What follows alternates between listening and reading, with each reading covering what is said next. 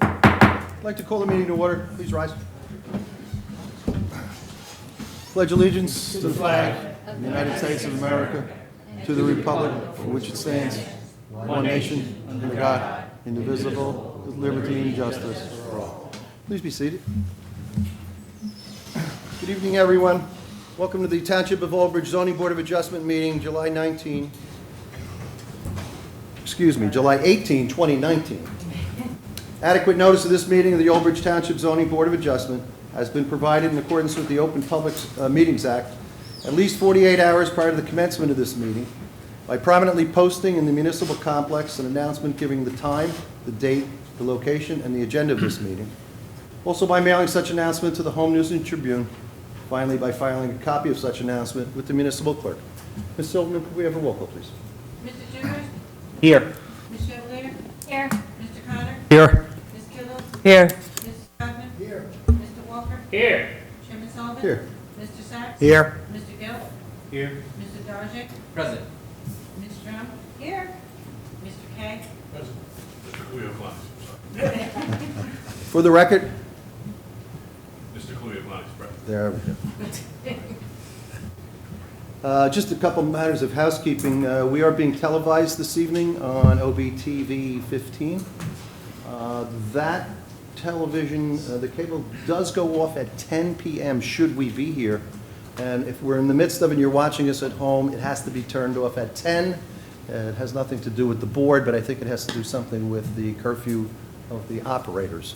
So should we be going by 10 and I have a chance, should we still be in session and I have a chance to remind you at home if you're watching, I will. If not, don't be insulted, but they do have to turn it off at 10. I don't anticipate us being here by 10 tonight, but we'll see. The second matter is cell phones, and I'm sure each and every one of you has one on your person right now.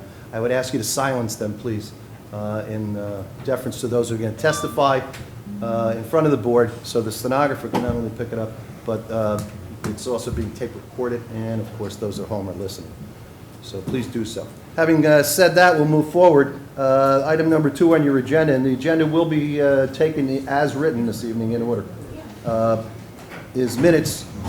Board members, May 2, 2019. Hopefully everyone has had a chance to review them. Absent any commentary or suggestions for additions or deletions, I would ask someone to move them to memorialize it. Motion. Second. Moved in second, roll call, May 2nd, 2019. Mr. Jewers? Yes. Ms. Chevalier? Yes. Mr. Connor? Yes. Ms. Kittle? Yes. Mrs. Stockman? Yes. Mr. Walker? Yes. Chairman Sullivan? Yes. Board members, as to June 20th, the same applies. June 20th, 2019. Any commentary? Someone want to move it? Move it. Is there a second? Second. Moved in second, roll call, please. Ms. Chevalier? Yes. Mr. Connor? Yes. Ms. Kittle? Yes. Mrs. Stockman? Yes. Chairman Sullivan? Yes. And the board recognizes Mr. Stoner is here. Thank you. Good evening, Mr. Stoner. Good evening. Item number 3 is continuances. There are 2. I'll read them in order. The first one is 12-19Z. It's Wawa Inc. It's for a preliminary and final major site plan. That's the one located at 3600 US 9 South. The applicant on that matter is asking for to be continued to August 1st with further notice. If you're here on that matter this evening, it will not be heard. It will be on the agenda for August 1st. There will be further notice. The next continuance is 22-19Z, Les Joseph. That's at 11 Briarwood Drive. That's for a second floor addition over the garage that will require a C variance. In that matter, the applicant is asking it to be continued also to August 1st, 2019. If you're here on the matter at 11 Briarwood Avenue, it is not, Briarwood Drive. It will not be heard this evening. It will be back on the agenda August 1st. He has made proper notification, Ms. Silverman? Yes, Okay. So that will be back on the agenda August 1. That moves us to our C applications for the evening. There's 2. We'll take them in order. 21-19Z, William and Carolyn Jarvis, 1 Saw Place, 6-foot fence and a 12-by-14 shed. This is a corner lot. It's in the R6 zone. It's going to require a C variance. Mr. and Mrs. Jarvis.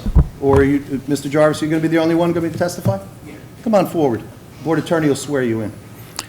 Sir, please raise your right hand. I'll swear you in. You swear to tell the truth, the whole truth, nothing but the truth, so help you God?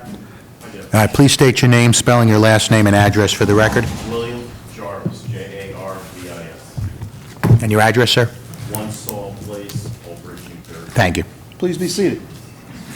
When someone represents himself on what we would call a minor variance at their own properties, they're normally not represented by counsel, and they're not represented by any engineers or planners. So we try to make it a little bit more friendly to the homeowner in the sense that the rules still apply, but we want you to feel comfortable enough to just present us with the facts. If you have any exhibits, such as pictures, drawings, sketches, you'll give them to Ms. Silverman. She would pass them out to the board for our review. When you're done, you may have some questions for us, we may have some questions for you, but first we're going to go to the township professional, the code officer. We're going to ask him why you need a variance, he's going to explain that to us. Once again, we may have some questions, we may not, you may have some questions. Finally, I'm going to go to a public portion, and I'm going to see if there's any objectors or perhaps someone in favor of your variance. Whatever that produces, then I'm going to close the public portion, and I'm going to ask you if you want us to take a vote on the matter, at which time we will. Okay? So in your own words, just present us with what you're going to do, why you're doing it, how you're doing it, all the W's as to what's going on there. Okay. I'm looking to put up a 12 by 14 shed. Oh, the mic, please. Push the button on the bottom, Bill. Okay. I'm looking to put up a 12 by 14 shed on the right-hand side of my property along Alpha. It's the only feasible place to put it because of the way the property pitches and rolls. And if I try to put it in the back half with the set off from the backyard and with putting up a deck there, I wouldn't be even able to open up the doors, basically. And this is why I'm here asking for permission to do so. Anything else you want to tell us at this particular time? I think I'll wait to hear questions. Okay. I'm going to go to Mr. Gill. Mr. Gill, would you enlighten us as to this variance? Good evening, Mr. Chairman. It'd be my pleasure. As the applicant stated, there was an application that was filed with my office to install a 6-foot fence and a shed on the property. As is evidenced by the survey, this is a corner property, so while a side yard for a shed is typically appropriate, because this is along Alpha and it's a corner property, it's actually a front yard. So while one might look at this and say, yes, it's in a side yard, it should be okay, it does front on a street. So there's a technical variance with regard to the shed. The shed, in other respects, is completely conforming. If it was in a side yard, we wouldn't be looking at this application. With regard to the fence, 6-foot fences are only allowed in the side and the rear yard. Again, for the same reason, this is considered a front yard, and a front yard variance is required. The only way that they could have a 6-foot fence is if they pushed it back 5 feet off the property line, which would cut through where the shed is proposed to go, or roughly 2/3 of the way of the yard between the house and the sidewalk. After discussing the options with the applicant, Mr. Jarvis, he decided that this was the best application, and he decided to solicit a variance from the board. We did explore looking at a smaller shed or a series of smaller sheds that would be compliant, but it would eat up his rear yard, and there is, though the survey doesn't reflect it, there is a slight grade change from the western corner, the back left corner, if you're looking at it from Saw Place, towards the street, and that grade change is about 2 or 3 feet. So he would have to build up and ramp up, which might make the structure look a little bit taller than what it actually is to the neighbors. And for that reason, I didn't recommend that a little bit more staunchly. That's generally what he's here for this evening. Thank you, Mr. Gill. Board members to my left, questions of the applicant? Board members to my right? No. Mr. Sachs? No, I'm good. Okay. Anything else you want to tell us? I'm going to go to public portion. No, go ahead. All right, this is matter 21-19Z located at 1 Saul Place. Does anyone want to be heard on this matter? Please raise your hand or come forward. No one has. I'll close the public portion. Final comments? Would like me to take a vote? Take a vote. Someone want to move this in favor or for denial? Motion to approve. Second. Second by Mr. Walker. to approve. This is strictly for 6 foot where 4 is approved, right? And, Shed in the front yard. 6 foot solid, yes, where 4 would be. is everybody understands that, right? Okay. It's been moved. Roll call, please. Mr. Dewar? Yes. Ms. Chevrolet? Yes. Mr. Connor? Yes. Ms. Kibble? Yes. Mrs. Gardner? Yes. Mr. Walker? Yes. Yes. Mr. Sachs, I believe we have a resolution. Yes, we do. Thank you, Mr. Chairman. This is, applicants are William and Carolyn Jarvis, application 21-19Z, property located Salt Place and Alpha Avenue. It's 1 Salt Place, Block 15516, Lot 469. It's an application to permit the construction of a 12 by 14 detached shed, which is in violation of front yard setbacks, proposing 3.9 feet where 25 feet is required, and also a 6-foot high PVC fence around property in violation of front yard height, proposing 6 feet, 4 feet permitted. The conditions of approval, that the construction to be completed within 1 year of the issuance of the building permit. All good? Thank you. Well, we're going to vote. You've heard the resolution, someone want to move it? Motion. Is there a second? Second. Moved in second, roll call, please. Yes. Ms. Chevrolet? Yes. Mr. Connor? Yes. Ms. Kibble? Yes. Mrs. Gardner? Mr. Walker? Yes. Chairman Colvin? Yes. Thank you very much. Thank you. Have a good evening.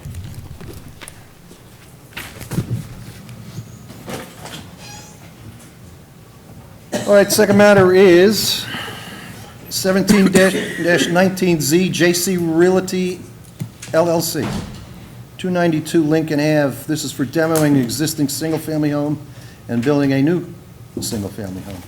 It's going to require a C variance. I believe the applicant's being represented, and it is. It's Robert McGowan. Counselor? Good evening. Good evening, members of the board. My name is Robert McGowan. I'm the attorney representing JC Realty. JC Realty is a personal LLC for business purposes. Joni Cohen is the sole or principal member of it. But because it's an LLC, unlike the application immediately before you, we need to treat it as a company, and of course, that's why we're here with an engineer and myself. Aside from that, this is an application to allow some C variances, which are actually an improvement over the existing condition on this lot in Lawrence Harbor, and to allow them to take down a old structure which is in poor repair and to replace it with a new home of 800 square feet. With me tonight is John Vincenti, licensed engineer and planner, and he is prepared to present testimony. Mr. Vincenti, please raise your right hand. I'll swear you in. Swear to tell the truth, the whole truth, nothing but the truth, so help you God? Yes, I do. Please state your name, spelling your last name, professional affiliation for the record. John Vincenti, Vincenti, JV Engineering from Brick, New Jersey. Okay. Do you need Mr. Vincenti to provide his qualifications to be accepted, Put him on the Mr. record. Vincenti? I'm licensed in New Jersey as a professional engineer and planner. I'm also a certified municipal engineer. Been licensed since 1988. I've been practicing since then. I'm sure you've appeared before many zoning boards. Yes, Accept his credentials. thank you. For planning and engineering, I assume, right, Mr. McGowan? Yes, that is correct. Fine. That is Okay. correct. Yep. John, you want to describe the... We're basically talking about a 25-foot wide lot. It's a 2,000 square foot lot in Lawrence Harbor. There's a tiny cottage on the property. It's located in the R5 zone. That zone requires 5,000 square foot lot area and a 50-foot width. Unfortunately, the homes to the left and to the right are both developed, fully developed. On the left is another 25-foot wide lot, 2,000 square feet with a home on it. To the right is a 50 by 80-foot lot. It's 4,000 square feet. So there is no availability of properties to the left and the right to go to them and possibly obtain additional land. So we're kind of stuck with what we have, which is a 25-foot by 80-foot lot, 2,000 square feet.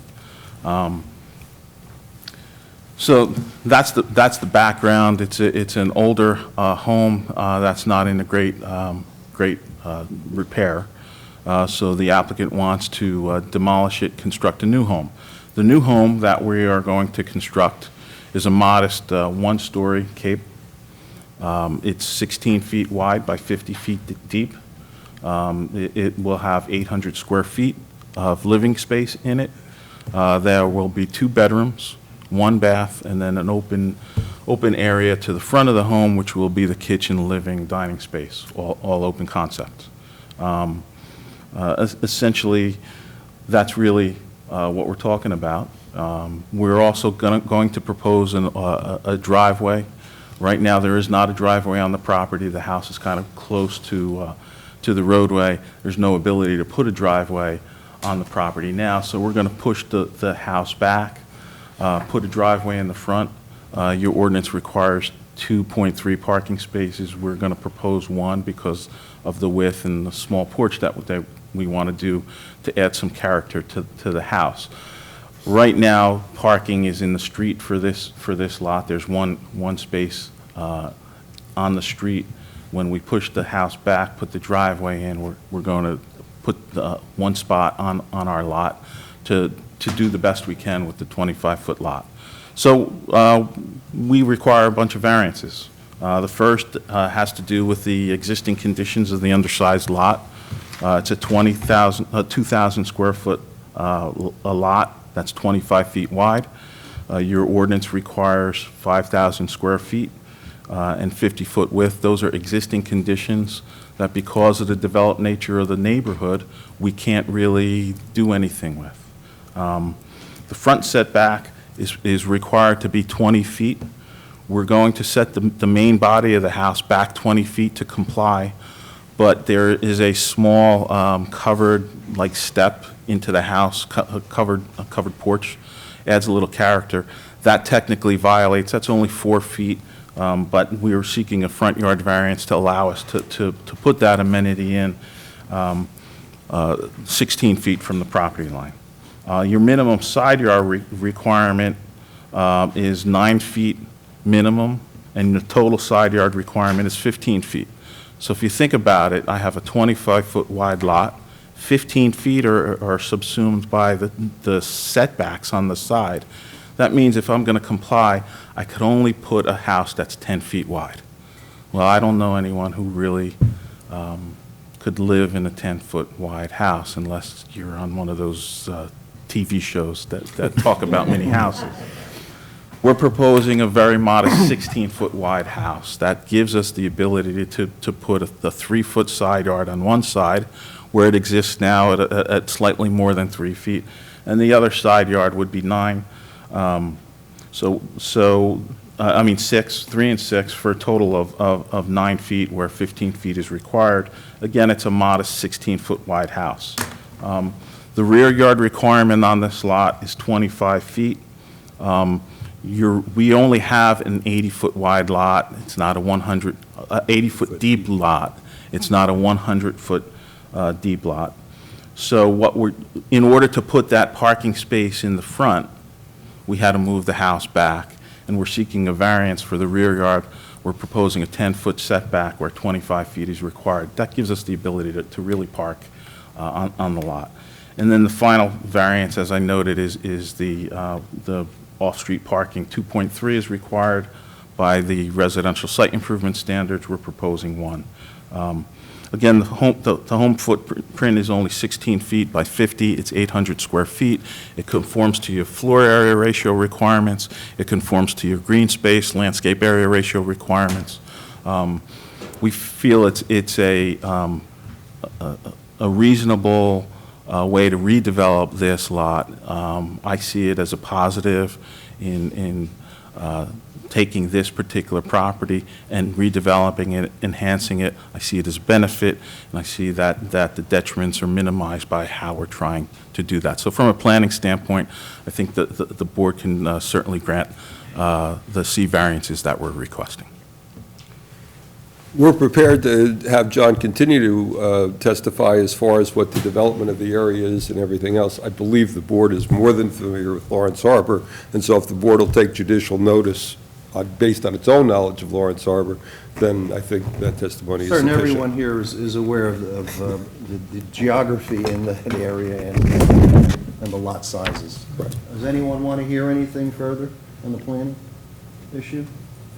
No, actually, Or description about? and actually, I'll just ask this one question. So if I am looking at the tax map here, I guess it would be fair to say that all of the lots that are fronting on Lincoln and the lots, and most of the lots that are fronting on Garfield are generally 25 by 80 lots. Is that correct, Mr. Vincenti? They There's a couple range from 20, exceptions. they range from 25 to 50. I would say there's a fair proportion of 25-foot lots. Okay, fine. I think we could take notice of that. I could also inform the board that we served 70 notices within 200 feet of this lot. Right. That should speak for itself. Right. Anything else, Mr. Vicente, at this point? No. Mr. Gill? Thank you, Chairman. First, I'd like to apologize. Normally, you guys get a report from me or a letter that identifies and confirms some of these variances. The applicant exercised its right to apply directly to the board, and I didn't have a chance to really review this and get a letter, even though Ms. Silverman did ask for one, so she's off the hook. It was on me.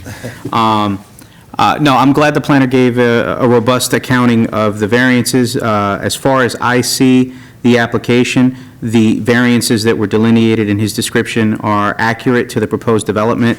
I do have just two questions, and they're pretty self-evident. I just want to reiterate them for the sake of the application. So, do you know how big the home is presently that's there? What's the square footage? We calculated a floor area ratio existing of .35. 35. So it was slightly smaller than the home that's there now? It is smaller. Okay, so it's a On the little order- bit bigger. And the rear yard variance is really necessitated just because you're trying to provide first a parking spot and then a front yard setback that is generally compliant. That's correct, but the house is in variance now. It's 22 feet from the rear, so it doesn't conform. It's not as significant a variance, though, Okay. as it sits today. That's all I wanted to hear. With regard to the variances being sought, there is only one variance that's really being exacerbated over the existing conditions that I can see, and that's the side yard setback. It seems that the house presently exists at 3.5 feet, where the new proposal is for 3 feet. I think, given the nature of the development pattern, I don't think that's a meaningful deficiency if the board chooses to look at this application favorably. And that's really all I have for you, Chairman. Thank you, Mr. Gill. My pleasure. Board members, I might have questions of this Yes, I do have a question. witness. Sir, yours. Turn your mic on, please. Okay, thank you. The setback of the new home, you're hoping to put a driveway in the front, is that correct? Yes. Now, presently, is there trees on the property? There's one large tree. One large tree? Yes. And you have authorization to remove that tree? Well, I think your town has a tree removal ordinance, and we'd have to get the proper. You still have to get that, I believe so, yes. and that's not done yet? No. Okay, thank you. Anything else on my left? How about on my right? No. None? Mr. Sachs? No, I'm good. You have any other further witnesses?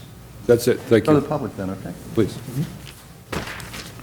This is matter 17-19Z located at 292 Lincoln Avenue for a demolition of an existing single-family and building a new one. Anyone here tonight in the courtroom want to be heard of this matter? Please raise your hand or come forward. No one has. I'll close the public portion. Any final comments, Mr. McGowan? No, I would like to point out that the owner and her husband and son are here, so they are in attendance tonight, that's all. It sounded to me, everything Mr. Vincenti said made sense. We are aware of the problems that exist down there, and it probably will be an improvement for the neighborhood, and someone will get a nice little house to live in. So if you reach a favorable majority here this evening. Anybody else? Okay, someone want to move in favor or to deny? Voting on, I'm sorry? 2 Cs? We're going to vote on both No. variants. It's going to be lot area, it's front yard setback, it's side yard setbacks combined, rear yard, and finally the parking spaces. 2.3 required, 1 is proposed, 1 off-street. That's why they're moving it. Everybody good with that? Anybody need any further explanation from Mr. Sachs? No. Okay. Having said that, someone want to move it? I'll move it. Is there a second? Second. Okay, Ms. Chevalier, seconded. Roll call, please. Mr. Jewers? Yes. Ms. Chevalier? Yes. Mr. Connor? Yes. Ms. Gilby? Yes. Ms. Cognos? Yes. Mr. Walker? Yes. Chairman Sullivan? Yes. We don't have a voice, do we?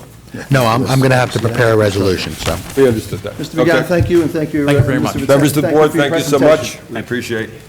Good night. Good night. You want a break? She needs a 5-minute break. Before we go on to the next matter, we're going to take a quick 5 minutes. Try and stay in position unless you have to run to the restroom. Stand and recess. Yes, you can pour.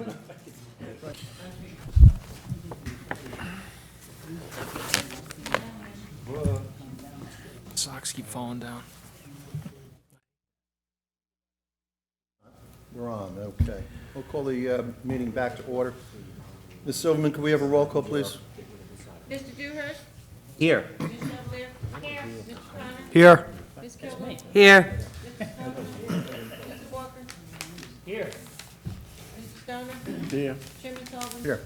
Mr. Sacks? Here. Mr. Darjay? Mr. Dorothy has stepped out. Oh, okay. Oh, there we go. That's what I'm looking for. Here. Mr. Kay? That's why I put a full sign here. Okay, this is the final application for this evening. The matter is 7-19Z. It's Fountains Head Old Bridge LLC. It's located 3 Old Mill Road and 90 Spring Hill Road. This is the R20 zone for the application for 87 age-restricted residential units, 3 two-story buildings, pool, clubhouse, gazebo, and parking. This will require a D and a C variance. Stephen Goins, representing the applicant. Good Counsel. evening, Mr. Chairman, members of the board. Appreciate you having us back again. If you recall, we were here with essentially the same crew that you're going to hear tonight for an application involving just one of the lots that we're going to talk about tonight. That prior application was for lot 9.11, which is the larger lot that you see on the screen up here. So that, I think that plan that we're looking at right now on the screen here, which we can mark, if we want to mark it, we can mark that Exhibit A1. And Sean can explain what Exhibit A1 when he starts his testimony.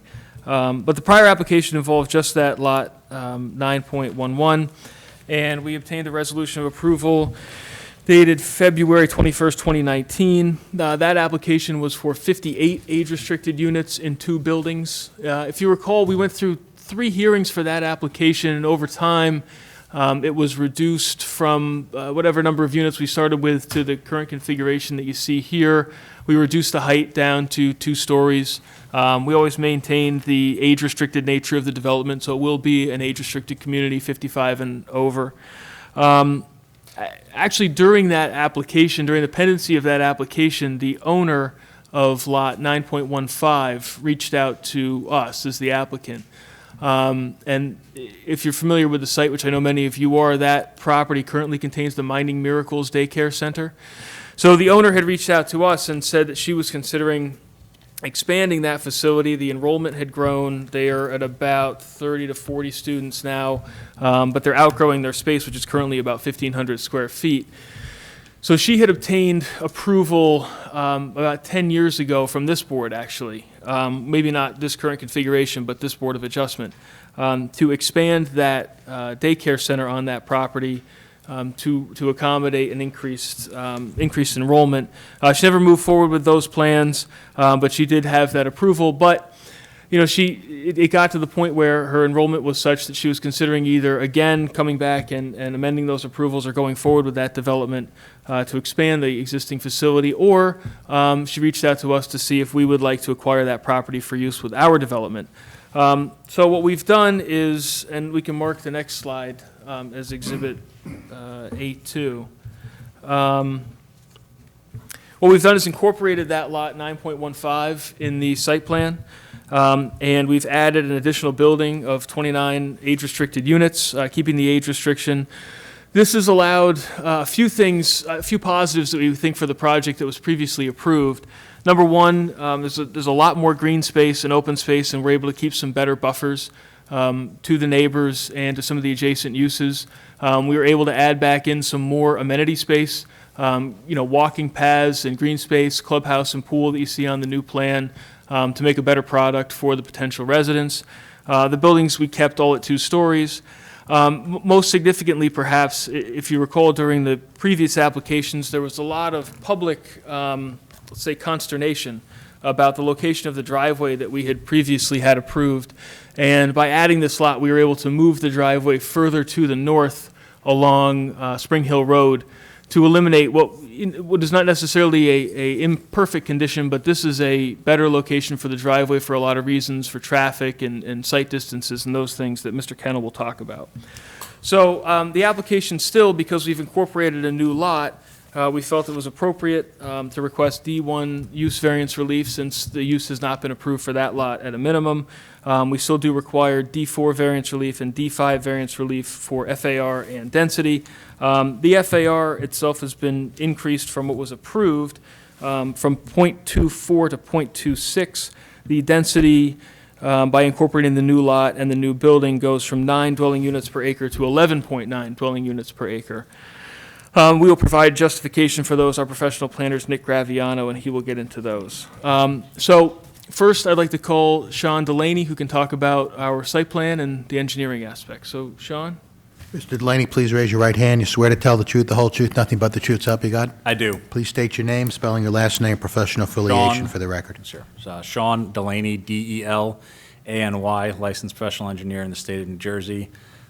Licensed since 2003, licensed is in good standing, and have presented before numerous boards, including this one on prior Has application. testified before this board on a number of occasions. I think he is familiar to all of us. We recognize his expertise. Great, thank you. So we're going to talk about a few of the professional review letters that we received. Before Mr. Delaney gets into his testimony, I'll just mention that we did get a traffic review dated 6/25/19 from Ms. Drum. We got an engineering review dated July 9th, 2019 from ERI. And we got a fire review from Mr. Garrity dated 7/15/19. And just at the outset, obviously, Sean's going to provide some testimony as to certain points in those letters, but we can comply with all the recommendations in the professional review letters. And one thing I would note is that if approval for this application is granted, the applicant would agree to be bound by all the conditions of the prior approval, which were generally, to the extent that we need to, they were pretty much standard conditions, Mr. Sachs, but we would agree to be bound by any of those prior conditions. One of them related to Middlesex County and seeking approval from Middlesex County. So, Mr. Delaney, if you want to walk them through the existing conditions and what we're proposing. Certainly. Good evening. As Mr. Goen pointed out, the site is identified as block 10253 lots 9.11 and 9.15. If you can go back to the Exhibit A1. Yeah, why don't we? Sorry. Because I didn't do it in my opening. Why don't we just explain what Exhibit A1 is for the record?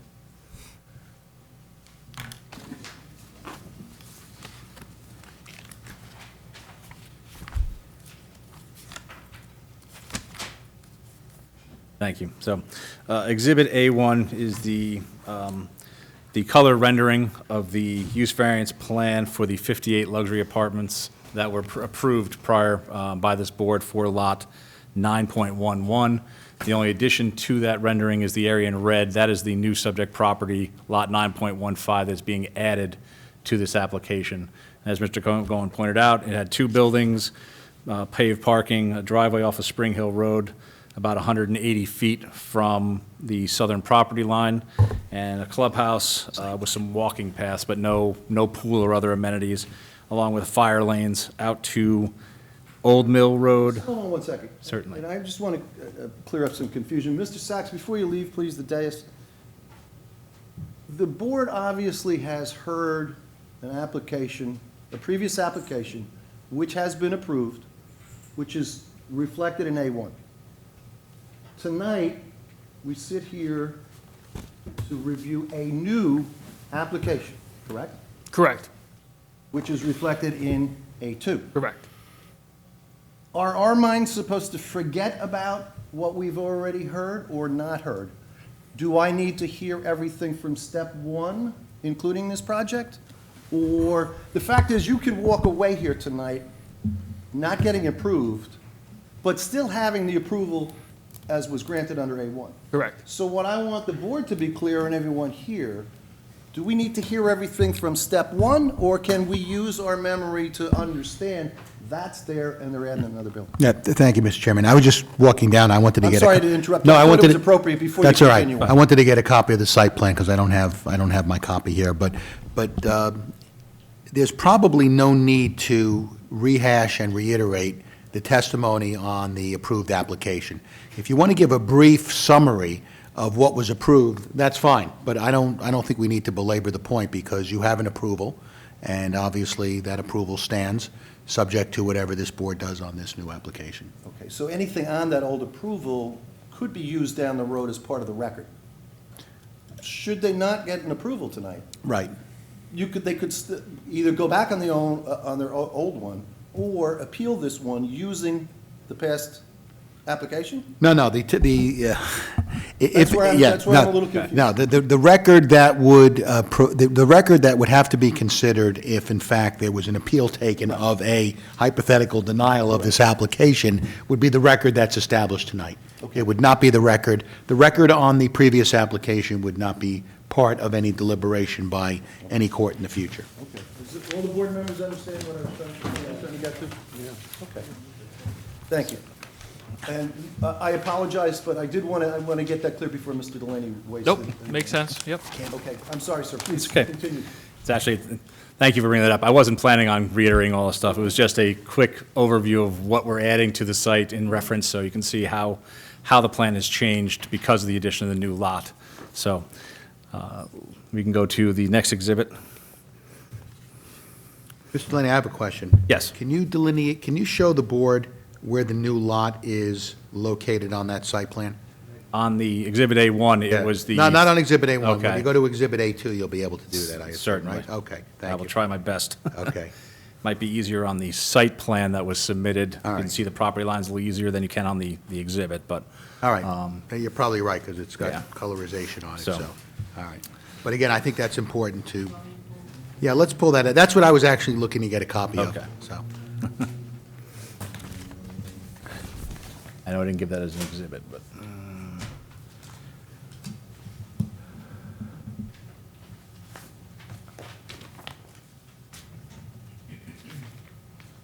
Yeah, I think it's use variance plan. It might be boundary Use survey. variance- No, use variance plan. Use variance plan. Yes.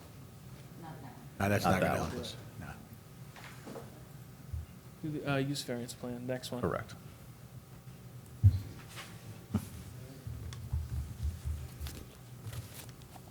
There we go. Okay. So if it's possible to maybe blow it up or zoom in a little bit just under the color image.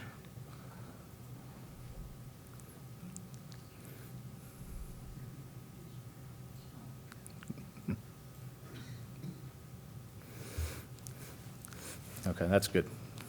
So the plan on the screen now is the use variance plan that was submitted as part of the application that was submitted to the board. The additional property that has been added, lot 9.15, the site driveway is almost essentially down the center of that property now, and then extends over and covers out to the left or south of the property. You'll see the word stormwater management area, and it cuts through a portion of the stormwater basin, about half the parking lot, and tees off at about where the text is in the middle of the proposed building. And that is the additional lot that has been added to the application that the applicant is under contract or. All right, so it's the hashed lines with the new proposed site driveway running right through the middle of it. Correct. Okay, just so the board is clear. Okay. Certainly. So, I was saying that the site remains an irregular shaped property, frontage on Spring Hill Road, Old Mill Road, and Route 34 to the north and west. The site is now 7.31 acres with the addition of lot 9.15, which was about 3/4 of an acre addition to the site. The site, as Mr. Goen pointed out, lot 9.15 has the daycare on it with paved parking and a building. The rest of the site is mostly wooded with a house and some amenities up on the Old Mill Road portion of the property. The site slopes from Old Mill Road and Route 34 down to Spring Hill Road. It's located in the R20 zone, and as was pointed out, it does not permit multifamily residential. Surrounding uses, as indicated on the plan also, along Old Mill Road and Route 34, the Cheesequake Volunteer Fire Company, the First Aid Squad, and the elementary school. On the east, there are 3 commercial lots. To the west are 2 single-family homes, basically adjacent to Lot 915. That'd be lots 913 and 9.16. And then south is also Spring Hill Road and residential, single-family residentials on those locations as well. What is proposed tonight is an age-restricted 87-unit multifamily apartment, multifamily apartment buildings in 3 2-story buildings around the property. 29 one-bedroom units and 58 two-bedroom units are proposed. And as we were down before in the previous approval, likewise in this one, we will comply with all COA regulations in terms of units that will consist of, I shouldn't say that, in terms of the 2-bedroom units, there will be some 3-bedroom units associated with the COA requirements as needed. We propose a 2,600 square foot clubhouse and a pool that is located in the corner of the property along Old Mill Road. And there's also, right around the parking area in the center of the site, there's an open space area that we've carved out, approximately 11,000 square feet in area to be maintained for use by the residents for passive recreation. Access to the site will be provided by a single driveway off of Spring Hill Road. That driveway has been shifted from the prior approval because of the new lot acquisition 181 feet further to the north. It's now opposite the homes and the road in Springfield Road in that area is now, it does have widening on the other side of the street. That was a big concern at last hearings, of potential widening to make it safer for cars turning into the site or turning out, so cars could bypass if need be. We are also proposing, as we did previously, a widening of Spring Hill Road on our frontage to provide a full width shoulder in that location. The driveway is located to maintain a 50-foot buffer to the residents on lot 9.13, 24 feet wide up into the site to a T intersection where it provides access to the parking fields to both the north and south of the driveway. All drive aisles on site are 24 feet wide with 9x18 parking stalls on the property in accordance with RSIS regulations. The radii for the intersections is a comment from one of your professionals regarding the size of the radius for the turns up by the intersections. They are 25 feet diameter, or radius is 25 feet, which is an RSIS standard. So it was done to comply with those standards. Parking on the site, as I mentioned, is between the buildings throughout the center of the site with 2 dead-end parking stalls, parking areas to the north and south of the 2 buildings located adjacent to Lot 6 on the eastern property line.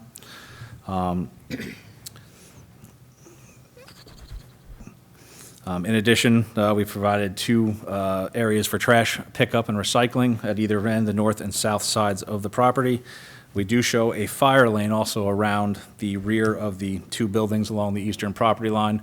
Based on the review letter from Mr. Garrity, it appears that fire lane around the entire rear can be eliminated, and he just wants some little extension of the fire lane on each of the dead-end parking areas further into the site. So previously we were asking for a variance for the violation of the 50-foot buffer around the perimeter along the entire eastern property line. Now it is only going to be at the ends of the 2 parking areas only. So the back behind the buildings will be maintained a 50-foot buffer for the project.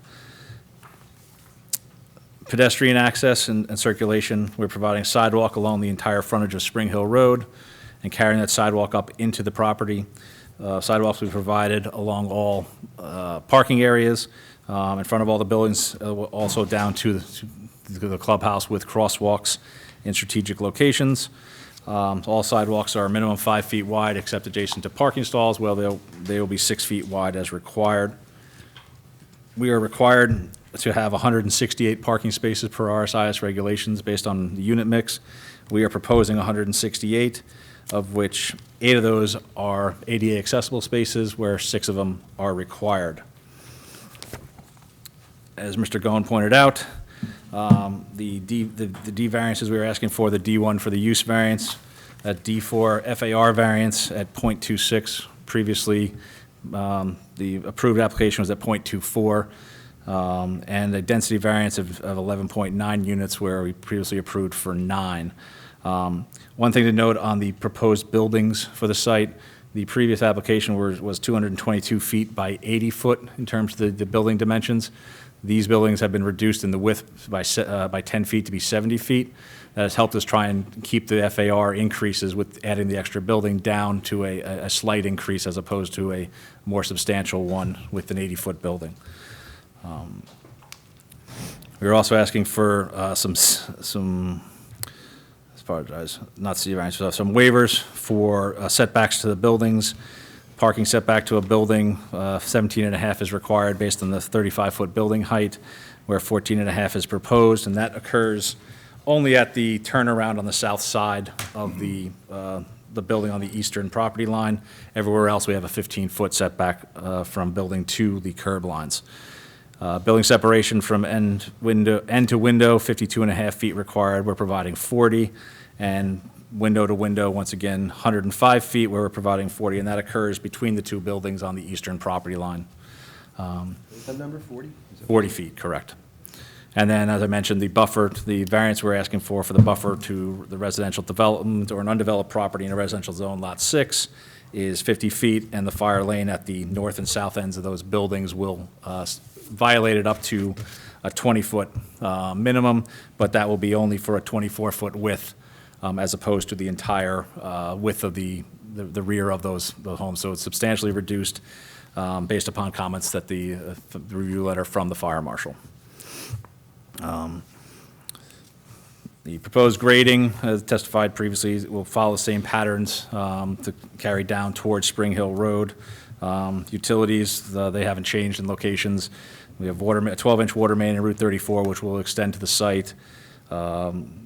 Electric, gas, and telephone and cable, any of those utilities we run underground into the development. Sanitary sewer is also along Old Mill Road, but we have to extend up into the site to service the proposed buildings. I know there was some talk from some comments from the public last time about extending it down Spring Hill Road. We are just about ready to submit an application to the OBMUA to determine capacity and routes for that. And based on the conversations we've had with them, they don't have any plans to extend it down Spring Hill Road at this time, but they will get more into detail once they review our preliminary application for this development. Stormwater management, basically doing it in a similar fashion that was done before. Runoff from the top of the site will be collected in a stormwater basin, which we showed down along Spring Hill Road. As pointed out in the engineering report, or the stormwater report that was submitted as part of the application, the stormwater basin will consist of, right now, we're looking at a surface basin in that location, and then potentially some overflow pipes underneath the parking area to the west of the third building. That location just provides some extra volume. The intent is to meet all NJ stormwater regulations for quantity, quality, and recharge, as this will be a major development. We have not done test borings on the site as of yet. Should the board act favorably prior to our site plan application, we will do the necessary investigations to confirm the design that we'd be submitting to the board for review and approval at that time. Landscaping for the site, once again, we are required to have a 50-foot buffer adjacent to all residential properties, and we are holding that buffer along lots 913 and 916, as well as lot 10 to the south, and a majority of that buffer along lot 6 to the east. There is also a requirement for a 50-foot buffer along Spring Hill Road. A portion of the stormwater basin encroaches into that, about 25 feet. Your board engineer brought that up, I believe, and maybe Mr. Drum brought it up as well. The The exact size of the basin hasn't been finalized yet. Based on our preliminary calculations, we believe this is how big it has to be. Obviously, once we get into the calculations, we will massage that, and we'll try to pull that back away from the street further to provide substantial buffering in that area for the buildings on site from the residents across Spring Hill Road. Also at the corner of the property is the J.C. P&L 100-foot easement, which we are not allowed to plant in. So we will put as much landscaping planting around the perimeter, supplementing any existing plantings that are there with new plantings to provide buffers, maintain and save as many trees as possible on the site, and also to screen all the neighbors from the development from all the surrounding neighbors.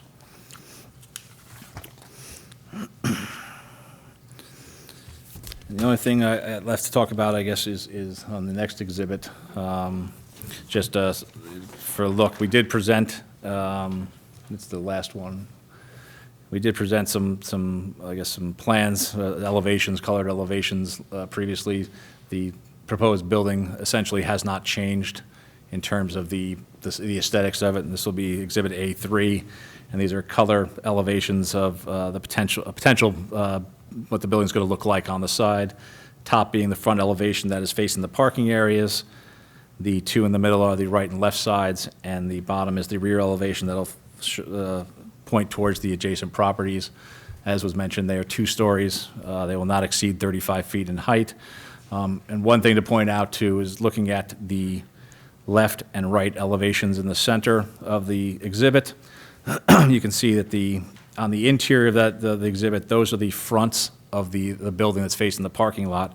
And if you look at the roof line, you can see that the roof line, the height of the roof line is higher and more pronounced on the interior of the building at the front end than it is on the rear. So in essence, while we may be up at 35 feet to the peak, slightly lower on the front, it's even going to be a little bit lower than that on the rear of the building, which is facing the adjacent properties. So while we're not asking for a variance, we did try to keep it into scale with surrounding residents, which was one of the concerns as well during the last hearings that we have when we dropped it from a 3-story building down to 2-story to make it more conform with the aesthetics in surrounding neighborhoods. Okay, I don't have anything else for Mr. Delaney. The board has questions. Mr. Darcy? Thank you, Mr. Chairman. Our report is dated July 9th.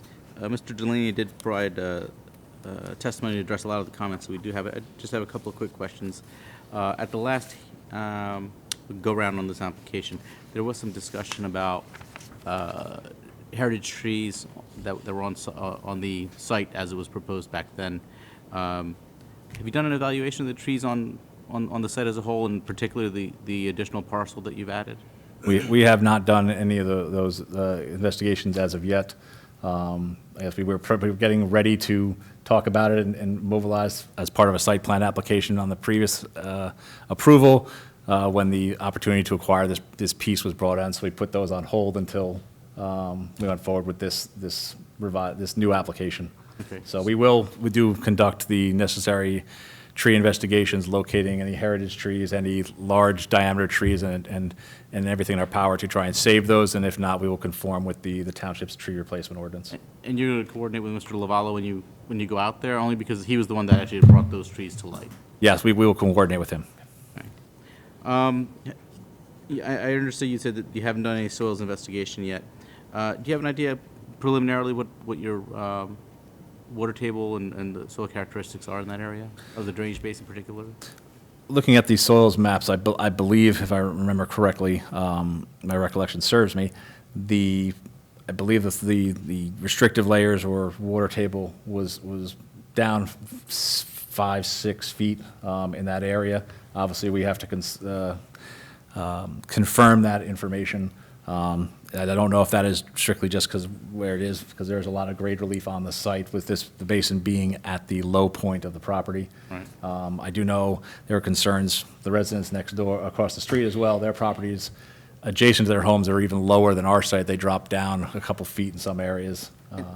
As far as discharge from the basin goes, just to finish that thought, I guess, you're comfortable that the soils are such that you can get a sufficient depth of season high water table that your basin is not going to have to expand. It won't be a shallow, wide basin as opposed to, because this looks like it's fairly a compact area for given the amount of improvements that you have? We estimated this based on the reviews of the available mappings and information that right now we have a 5-foot surface basin. Okay. And then we would have a small underground system underneath the parking lot and some pipes to supplement some storage. Okay, you anticipate So, underground storage. if there is if for some reason that is not sufficient during our review, and we have to add some more storage in some places, we have some areas under the parking lots up top, we can store some things and discharge and control releases between the two basins to even further trying to reduce runoff coming out of the basin. So we will look into all that once we've done the And then, calculation. as far as your discharge points go, where do you plan on discharging it to? Right now, there's an inlet located along our frontage that ties into another inlet across the street, which then heads east between two of the residences. Came up, I know, last time about the condition of that. Right, that's Obviously, Getting at. if we connect into that, we'll have to investigate, to make sure it's not blocked, not cracked, not damaged, so we can actually physically discharge to that location. There's really, being that this is the low spot of the site, the only other place to do would be to run pipes up and down the road along Spring Hill, but I don't recall seeing any other inlets or connection points down there. So, yes, we will investigate that pipe to look at it to determine its viability. As far as that goes, the only thing I would say to the board is when you come in for preliminary approval, whether it's on this or the prior approved use variance, we would require that analysis to be submitted at the time of preliminary approval. I would not be comfortable coming in for preliminary approval not having that as the issue at least addressed at that time. Because a lot of times applicants do want to sort of kick that can down the road to final, which is understandable, but in this particular case, I would not be comfortable doing that. Just a couple more things, Mr. Chairman, apologize. The new parcel that you've added, has that been evaluated at all with regard to wetlands? The only thing we looked at was the mappings on the NJDEP's website, and I did not see any mappings on that property, but we have not done a physical investigation. That'll be done prior to preliminary approval? Yes. Okay.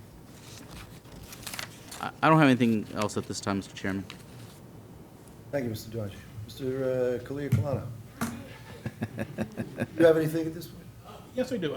Just to be clear, it looks like this new lot, you're going to be clearing about two-thirds of the lot. Mike. Just to be clear, you're going to be clearing about two-thirds of the new lot to put your stormwater basin in there and your relocated access. The basin is actually going to be located in the area where the existing building and parking areas are. As I mentioned before, we're putting the driveway in and maintaining that 50-foot buffer to lot 9.13 to the north. So those trees are proposed to remain. Right. So, yeah, two-thirds of the site is being disturbed for the development. However, the site is not, the two-thirds that we're disturbing is not all trees, because it does have the building and parking area.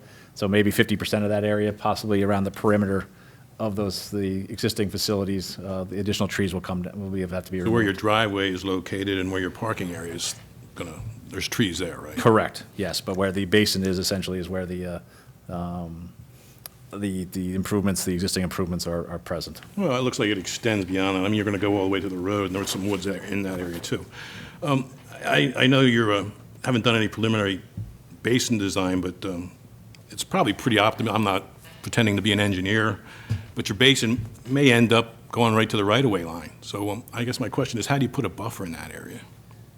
Well, the intent is not to bring it to the right-of-way line. We provide some landscaping and buffering, and if we needed to supplement our basin volumes, we would put some underground pipes up at the top of the site, potentially under some of the paved parking areas. We're only going to bring the basin down there as big as we can, and also to provide the necessary buffering and screening for other residents across the street. So, understanding that there is a 50-foot buffer requirement along Spring Hill Road that we are encroaching into with the basin right now, I would not propose to move it any further to the right-of-way line.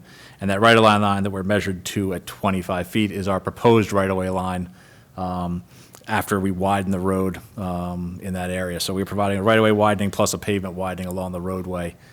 So right now, it's actually a little bit further away from the road per se, but we'll be 25 feet if approvals are granted. Well, do you think it's fair to say that once with the basins put in and the driveway, that the back of the building and the parking lot is going to be fairly visible?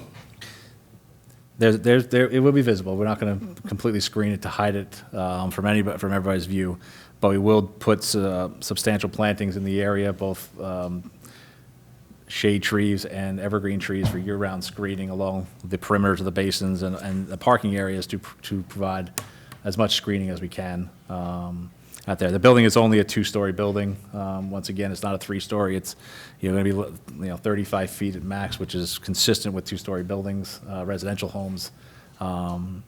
So I don't think it's going to be. It's not going to look as a monster as the previous ones that were 3 stories that were looked at on a previous application. So, and it is set back, 79 feet at the closest point to the right of way, and probably up near 100 feet across through the basin to the roadway on an angle. So it's not angled, oriented straight parallel with Spring Hill Road to give a full frontage. You'll see kind of a side view of the building. And you'll be able to do a little bit of berming in that buffer in between the road and the basin? We can look into that, yes. Yeah. Did you commit to, obviously at this stage, not getting any closer than what's depicted on the variance plan of the basin? I can do that, yes. I can agree to that. 25 feet. And there's going to be a tree compensation plan required. You have any thoughts on where you're going to put the trees? There's doesn't seem to be a whole lot of room left here. Believe it or not, the area up by the clubhouse and the pool is actually pretty devoid of landscaping, existing landscaping. There's a nice screen on the adjacent property of lot 9.16, but there's nothing in the front yard up through that area in that 50-foot buffer. So we would obviously plant that buffer accordingly to provide some additional screening in that area. And then anywhere else, we would supplement. If we remove trees, we'd put trees back in. We'd supplement where we can from existing trees if there's some see-through points within the buffers around the other residential areas to fill in any gaps to provide a solid screen in those locations. The open space, I think you're showing it to be cleared there, I guess. That's wooded now, right? Which area, sorry? The open space area? It is a wooded area right now, correct. And you haven't assessed the trees in there, whether they're We have heritage not. trees? So obviously, if any trees in that location that could be saved, we would save and supplement and put any trails or walking paths around those trees and minimize disturbance as best as possible. Anticipate any stormwater basins extending into that area? There's always a chance. I would prefer not to put it in there if I can. As I said, but depending upon what their numbers show and the economics of it, obviously have to be taken into account. But first of all, we put it underground in the parking area to keep that open space available. Plus, we are also with the minimum landscaping requirement at 55% required. We're at 55.5%. So if I did put any kind of structural things in there to add some walks or improvements to get into access to a surface basin or the such, that might pop that number down and below where another variance would be required. So we want to try and keep the open space we have as shown. Okay, no question. Ms. Strong? Yes, most of the traffic comments I'll defer to Mr. Kennel, but in regards to the use variance, regards to the site, I pretty much probably have two concerns, really, and again, it's more going to affect site plan of the board is favorable for the use variance. One is regarding parking. Right now, they require 168 spaces, and they're proposing 168 spaces. So where I'm getting at is there's really no flexibility in regards to the design that we see now. I know our office had a few concerns about some of the parking areas. So ultimately, my concern is if we lose parking, again, that may affect either the bedroom count or the unit count. That's number one. And number two, and again, more for site plan, is that the two buildings that are more on the left side, they're pretty much going to be competing for parking right in front because that's where all the where the doors are. So the parking behind the building, that's pretty much the first one you get to. I'm going to presume is primarily going to be used more for visitors. So any overflow is going to have to be going towards the clubhouse. Just a FYI regards to more of a site layout. And again, it's going to be, we'll have to address that at site plan. Thank you. Board members, as to this witness, Mr. Delaney, I'm going to start on my left. Everybody. Mr. Walker. Mr. Delaney, it shows on the fire officials report, there's going to be 2 electric gates. Can you tell me how they're going to be operated for access? Your mic.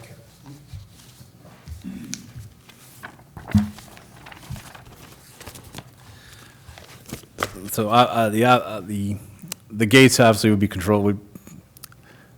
This is the first we've talked about the electronic gate since I'm receiving his memo.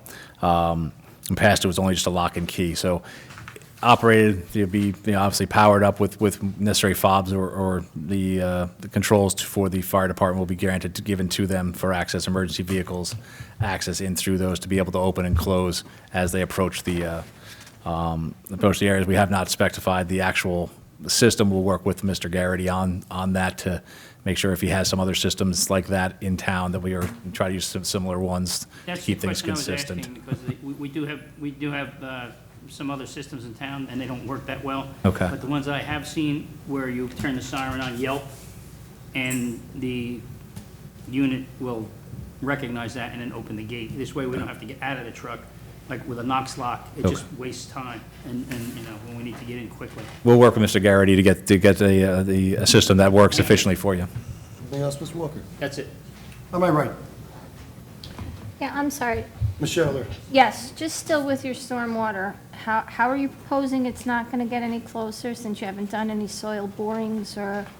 Well, soil borings would be, But what I'm saying is you're saying you're widening the road yes. to put in a shoulder, which is great.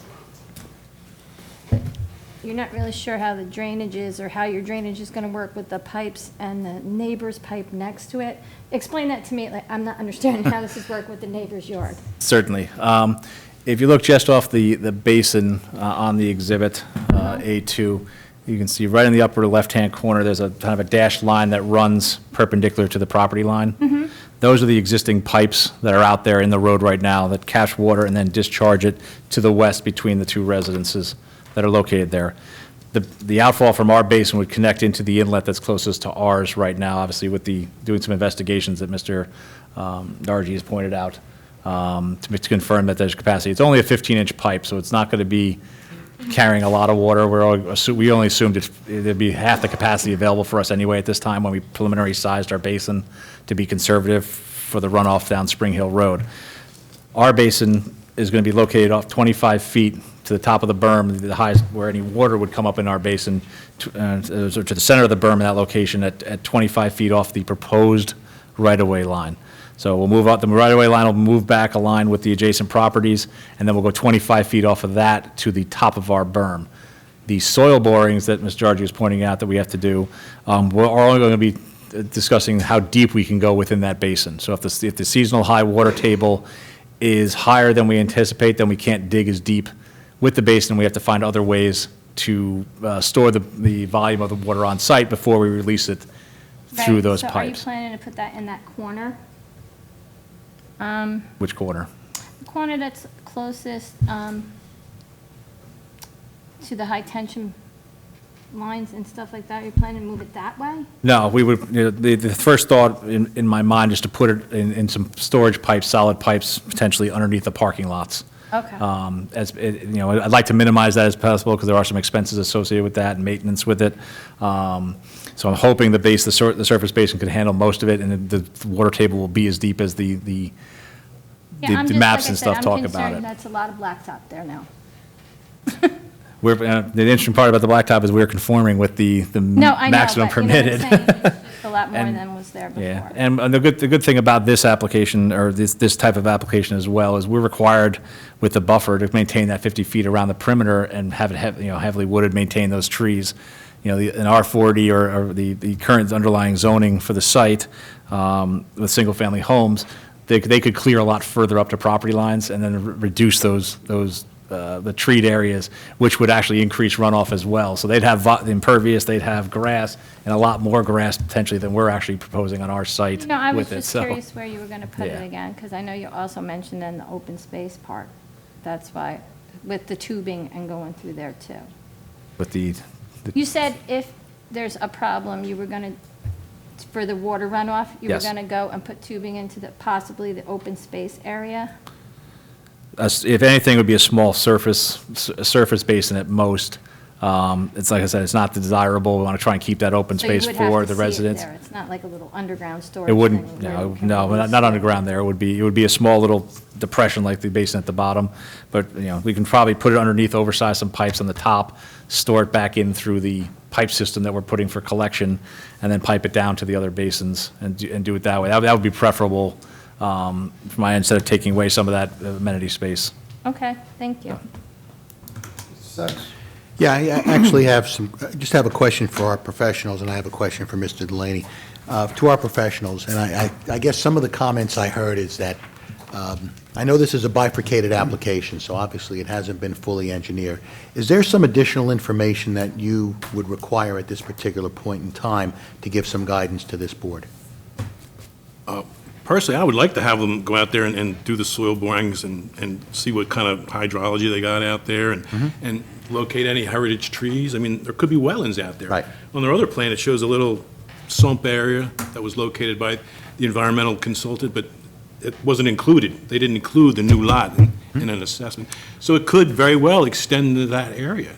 And it just, they're asking for density variances and FAR and you only got so much air in that balloon, and, you squeeze, it's going to pop out somewhere else.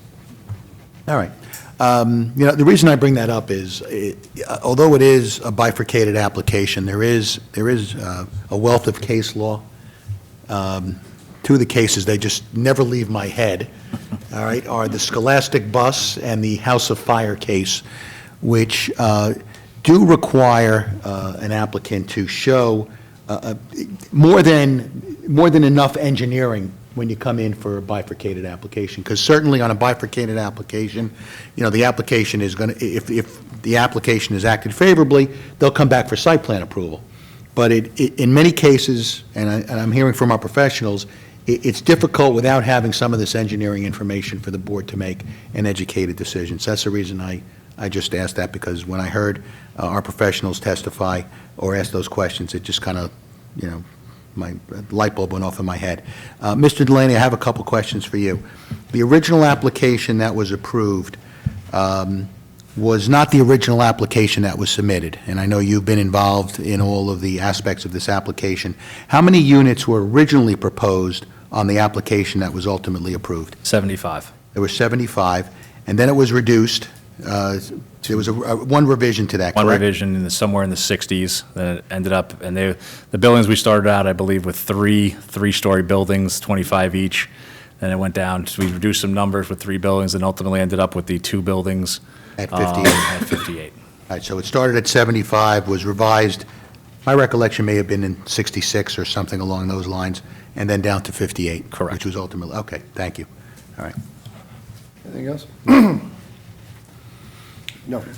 Mr. Young, you have another witness? Yeah, Mr. Kennel.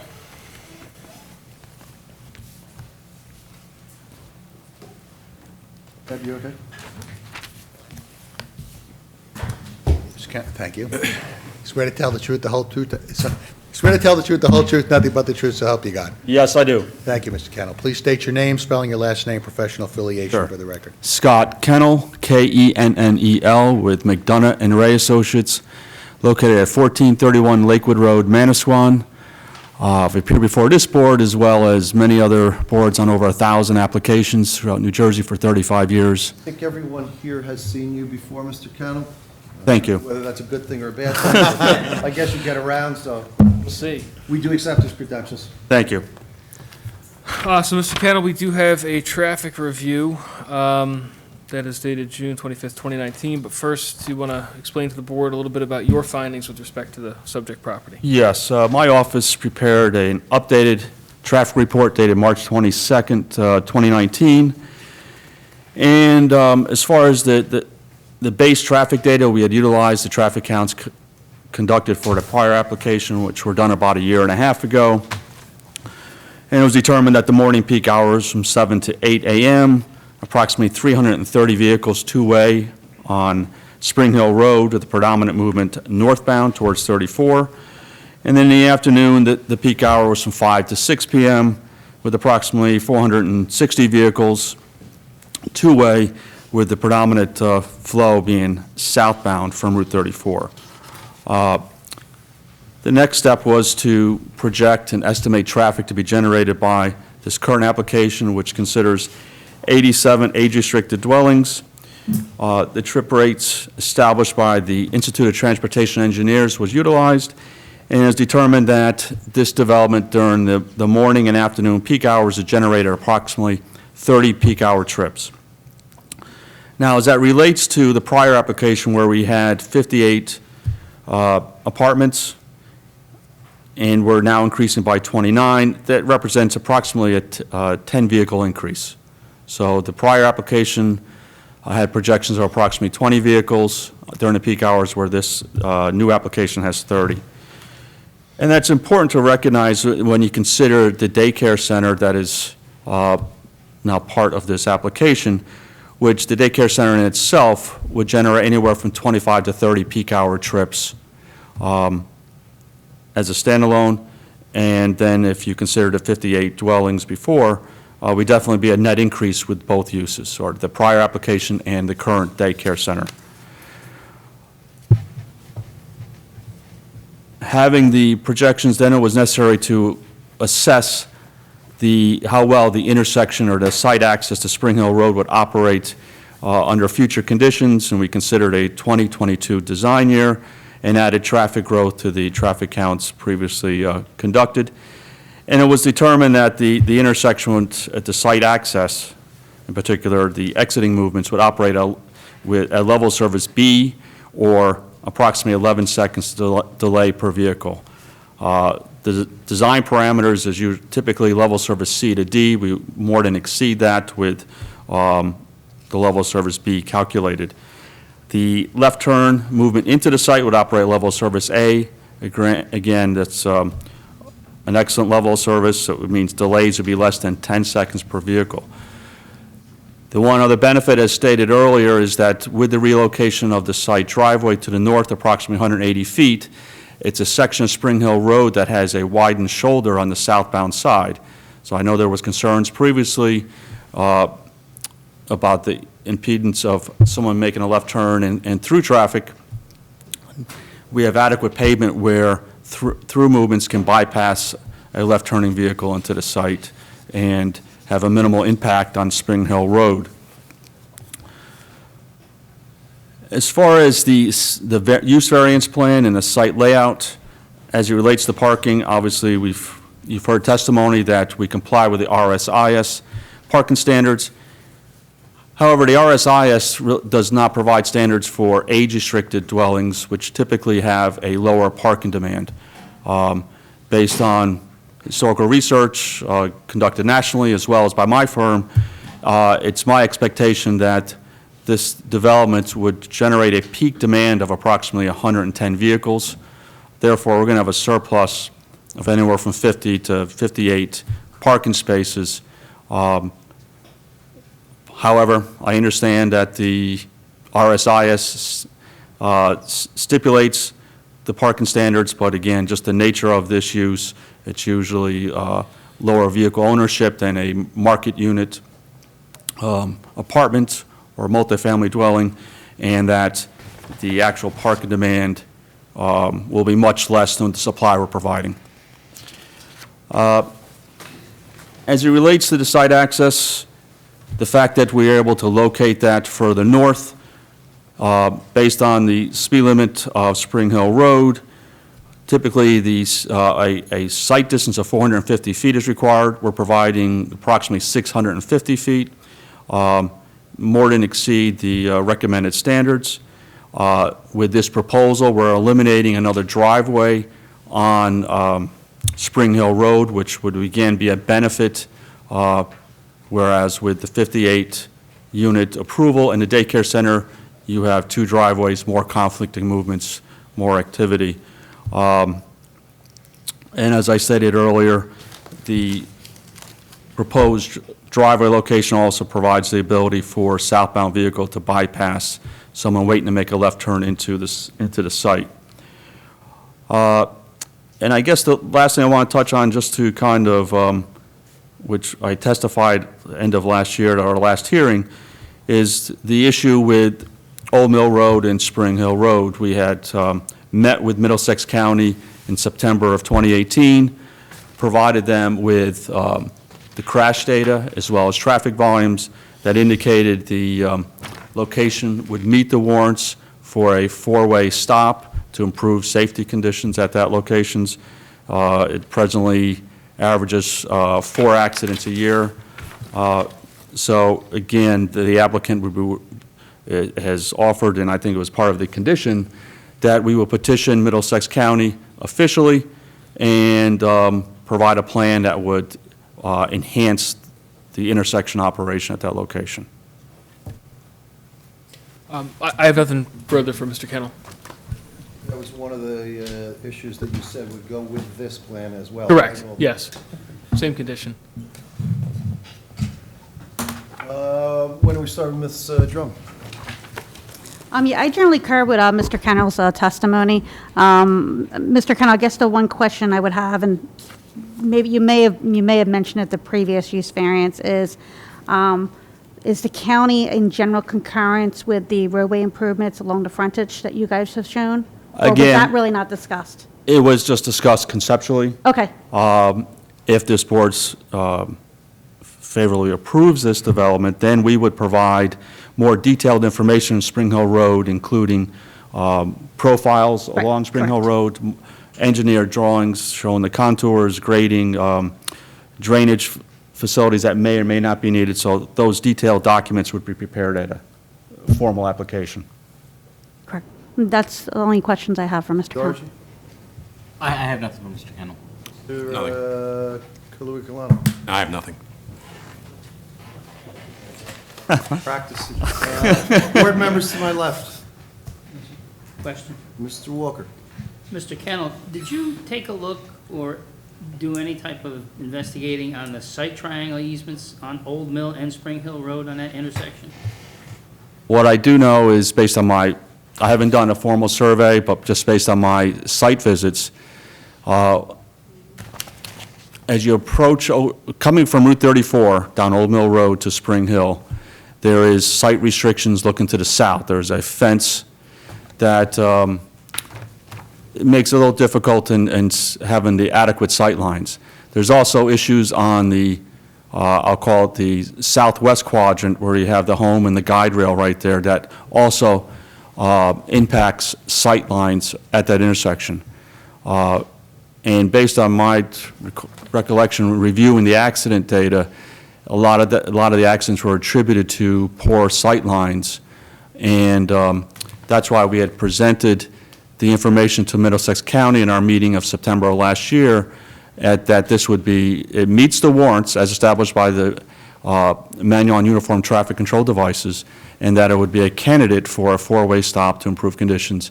And again, conceptually, they were in agreement with that, subject to a formal, more in-depth submittal. I'm very familiar with that intersection because I'm a volunteer fireman in town and we respond to a lot of accidents over there. And just coming out of there, you have to, you can't, you're in the right of way. You're in the right of way when you're trying to get through there. So to me, adding another building with X amount of apartments is the recipe it did for a disaster for that intersection and that roadway. Well, again, I would respectfully disagree. I mean, the volumes there are such that, from a capacity standpoint and with the suggested intersection safety improvements, would mitigate any additional traffic impacts at that intersection. Middlesex County or the builder, and I don't know, I'm just asking this question, throwing it out there. Is there any work to do any improvement on that intersection to improve those sight lines? It would be limited to additional signage, striping, and vegetation that's within the right-of-way that can be cleared. Thank you. You're welcome. Anything else, anyone else on my left? No? On my right? Nope. Mr. Sachs? No. Mr. Gum? Nothing further for Mr. Kennel. Want to take a minute before we get into planning, or If you'd like to Why take a don't we do- break, yeah, that's fine. Why don't we do Sure. that? take 1 minute and we'll go? All right, we're into going to planning? go recess 5 minutes.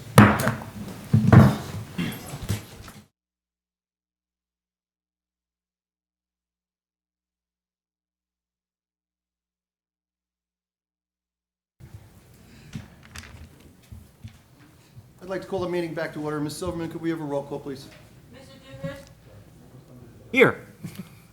Chevalier? Here. Mr. Connor? Here. Here. Cosner? Here. Mr. Walter? Here. Mr. Stoner? Here. Mr. Sullivan? Here. Mr. Sachs? Here. Mr. Darje? Present. Ms. Drum? Here. Mr. Kay? Mr. Khalifani's here. Going.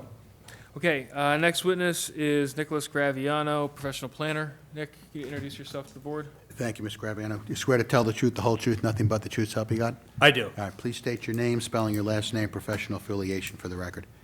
Yes, my name is Nicholas with an H, Graviano, G-R-A, V as in Victor, I-A-N-O. I'm a planner and partner with Graviano and Gillis Architects and Planners with a business address of 101 Crawford's Corner Road in Homedale, New Jersey.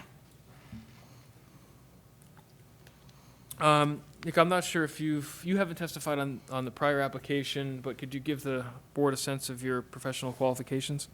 Yes, I hold a bachelor's degree from Rutgers University, a master's degree in city and regional planning from Rutgers University. I have a law degree from the Temple University School of Law, where I received a distinguished class performance in state and local government law. I've testified before boards and governing bodies in 16 different counties in the state of New Jersey. I actually did testify before this board a very long time ago.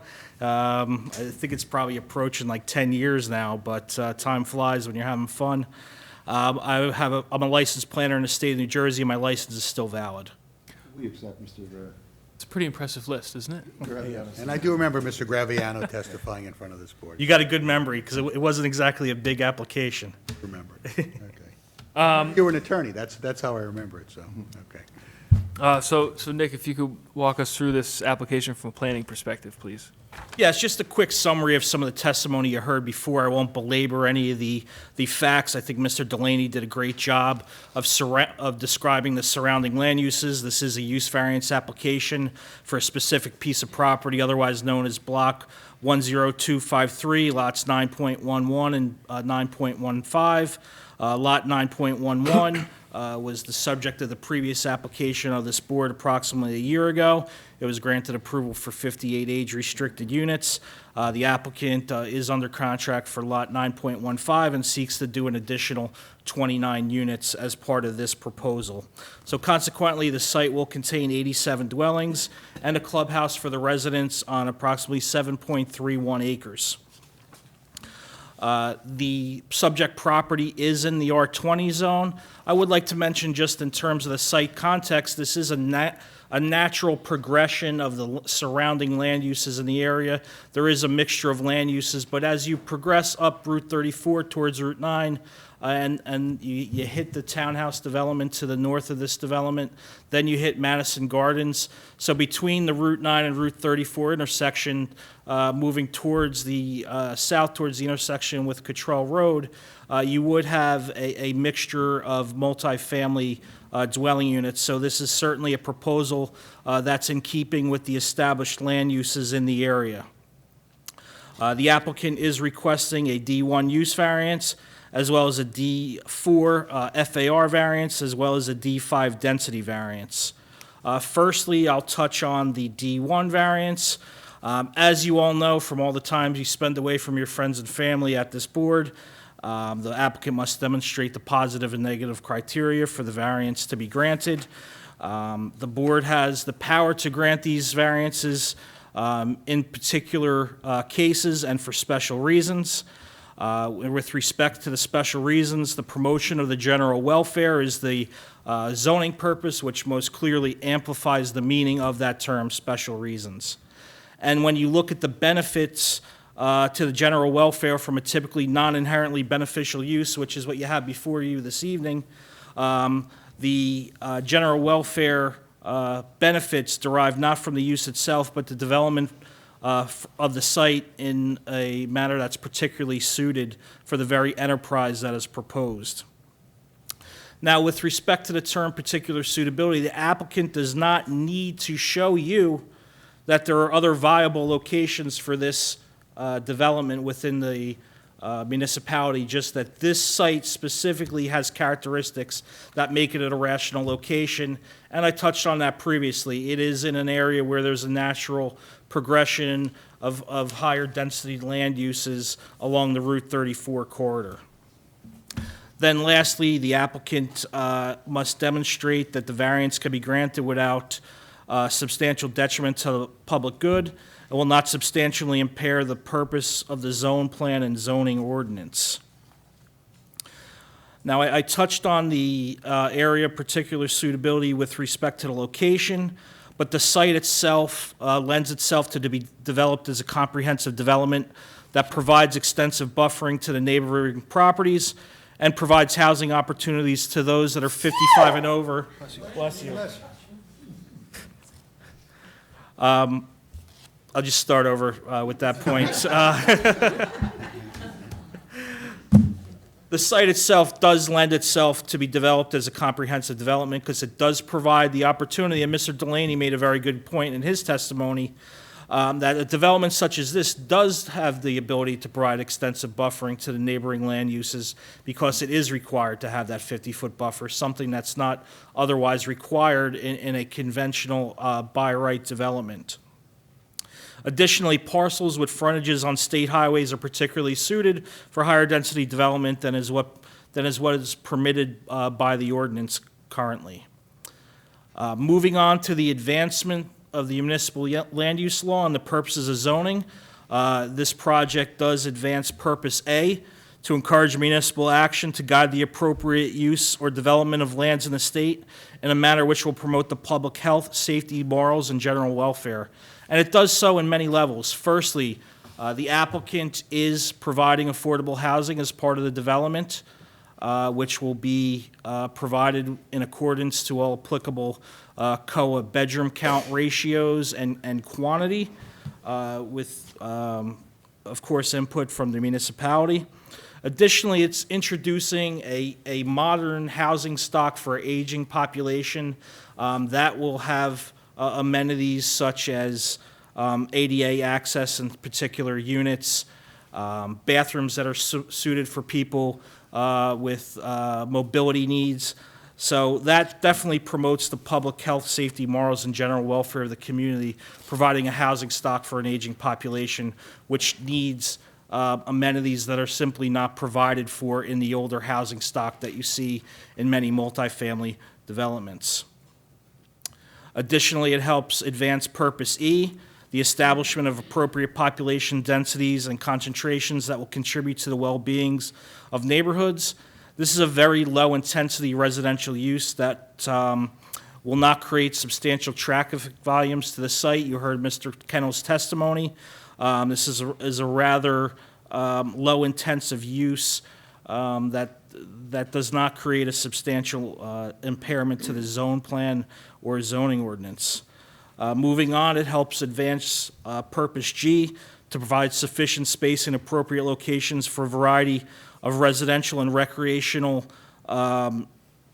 requirements to meet the needs of New Jersey citizens. Here you have the housing stock as well as the clubhouse and pool, which help provide the recreational amenities for the residents. And when we look at the population characteristics that are evolving in the township and the state, based on U.S. Census population estimates, the population 55 and over within the township between 2010 and 2017 increased approximately 6% over that time frame. In the state as a whole, the 50 to 59 age group has been one of the highest increasing population demographics. Moving on, the median age in Old Bridge is increasing. It's higher than the state average. So you have all these census and other population data which show that there's an aging population within the state and within the township that could benefit from the introduction of a new 55 and over housing stock to the community. Lastly, this helps advance Purpose I to promote a desirable visual environment through creative development techniques and good civic design and arrangements. And this is a good civic design and arrangement through an extensive landscaping package, community facilities, and an attractive building and facade that is tailored to the unique geometry of the site that you see before you. With respect to the Township Master Plan, the 2017 Master Plan Report does recommend considering land use objectives which help promote affordable housing needs and elderly care housing needs, and this project certainly accomplishes both of those objectives of the master plan. So that concludes the analysis of the D1 use variance from the positive criteria. I do believe that there is no substantial impairment of the zone plan or zoning ordinance with the proposal.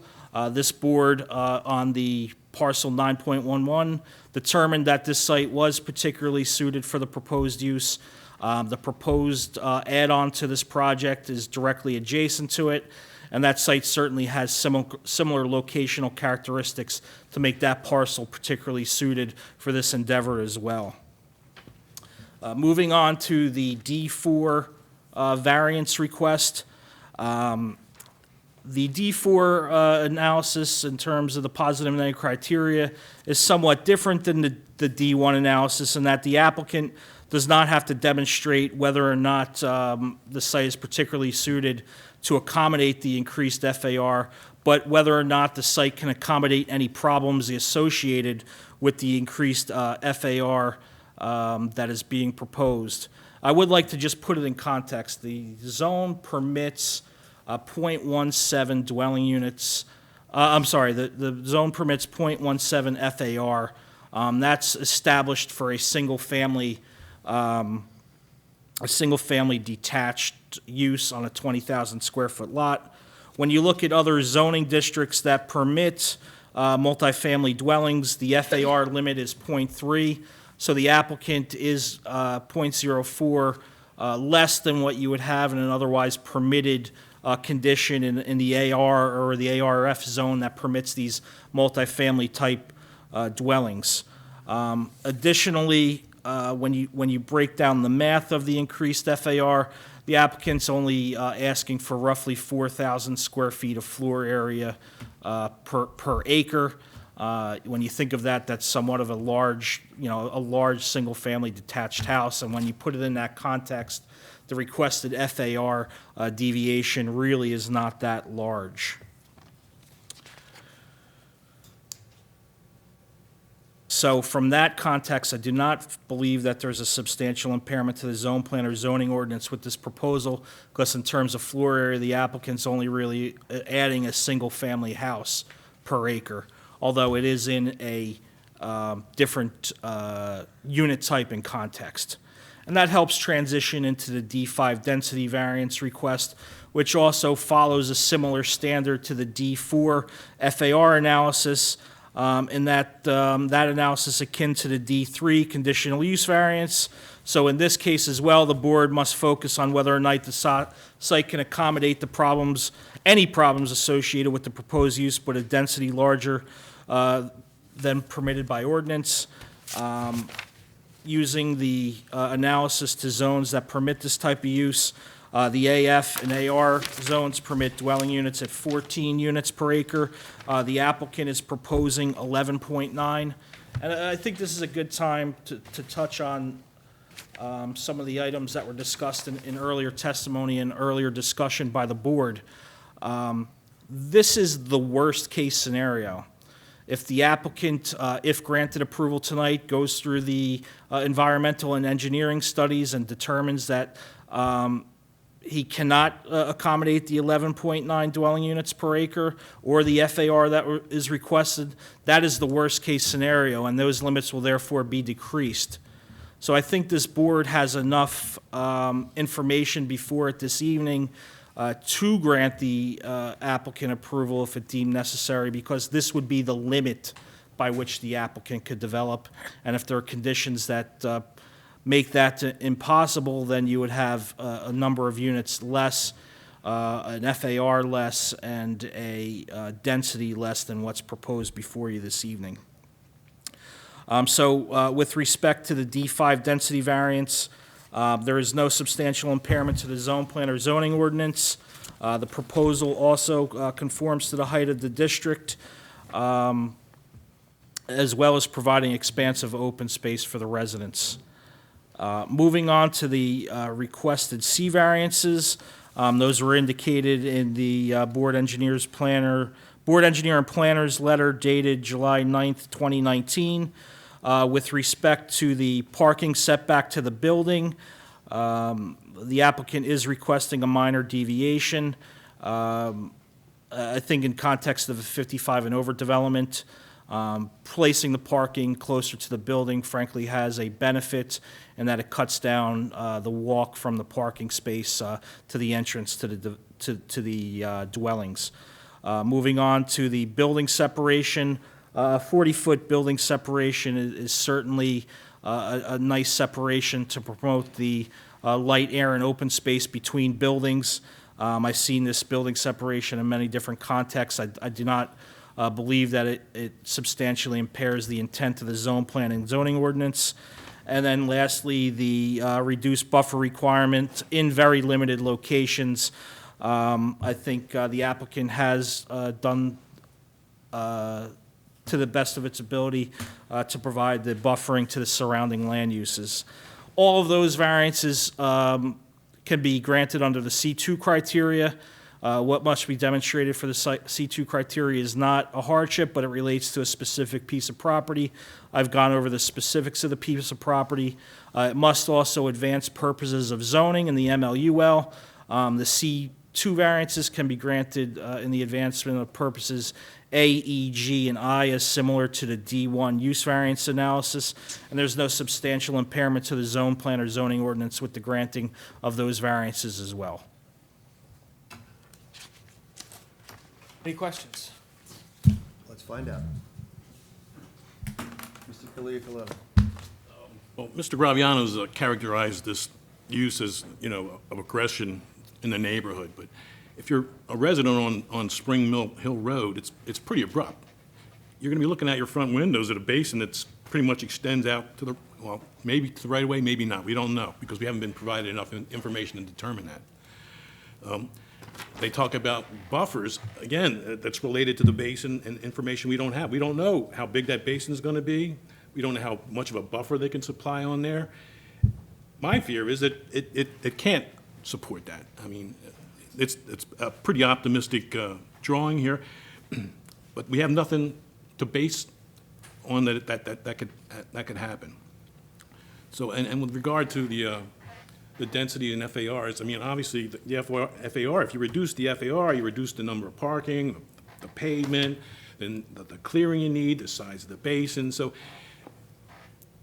is it the site capable of, granting those waivers? We don't know, because we just haven't been supplied that information. And in my personal opinion, I think it's, once they do that work, as Mr. Graviano suggests, well, this is a worst-case scenario. Well, probably is a worst-case scenario. I don't think you could get this plan, and obviously I don't think the board is in possession of enough knowledge or information to make that determination.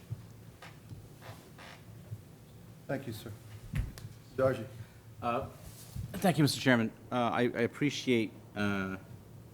Graviano's testimony on all the planning aspects, and I'll leave that to Mr. Caliacoletta to discuss. The one thing I will give the board is just a little bit of math, in which I'm sure you guys have already done this math. The density is really what we're struggling with here. As Mr. Goen said, we went through about three meetings, 3 different iterations of this project on the last go-around before lot 9.15 was added. The density that we finally settled on, and that's really what we were wrestling with, the density that we finally settled in on was the 9 units per acre. 8.97. Right, thank you, Mr. Great memory. 8.97 units per acre. With the addition of with this land from lot 9.15, holding that density, you would be looking at 66 units. So in a way, what we're back to here is back to square one with the increased density.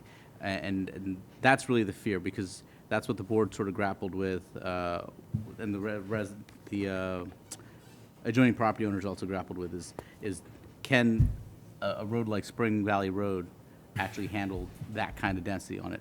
I know there was maybe Mr. Graviano said it's on a state highway, but really is it really on a state highway? The access is off of Spring Valley. The emergency access comes off of Route 34, but this development is on Spring Valley Road, and the density is really what we need to consider, and the impact of that density on Spring Valley Road and also the intersection of Old Mill and Spring Valley. So that's all I have to really offer. I don't have any direct questions for Mr. Graviano at this time, though. Thank you, Mr. Darcy. Ms. Drum? Nothing further. I think Mr. Dargy handled it.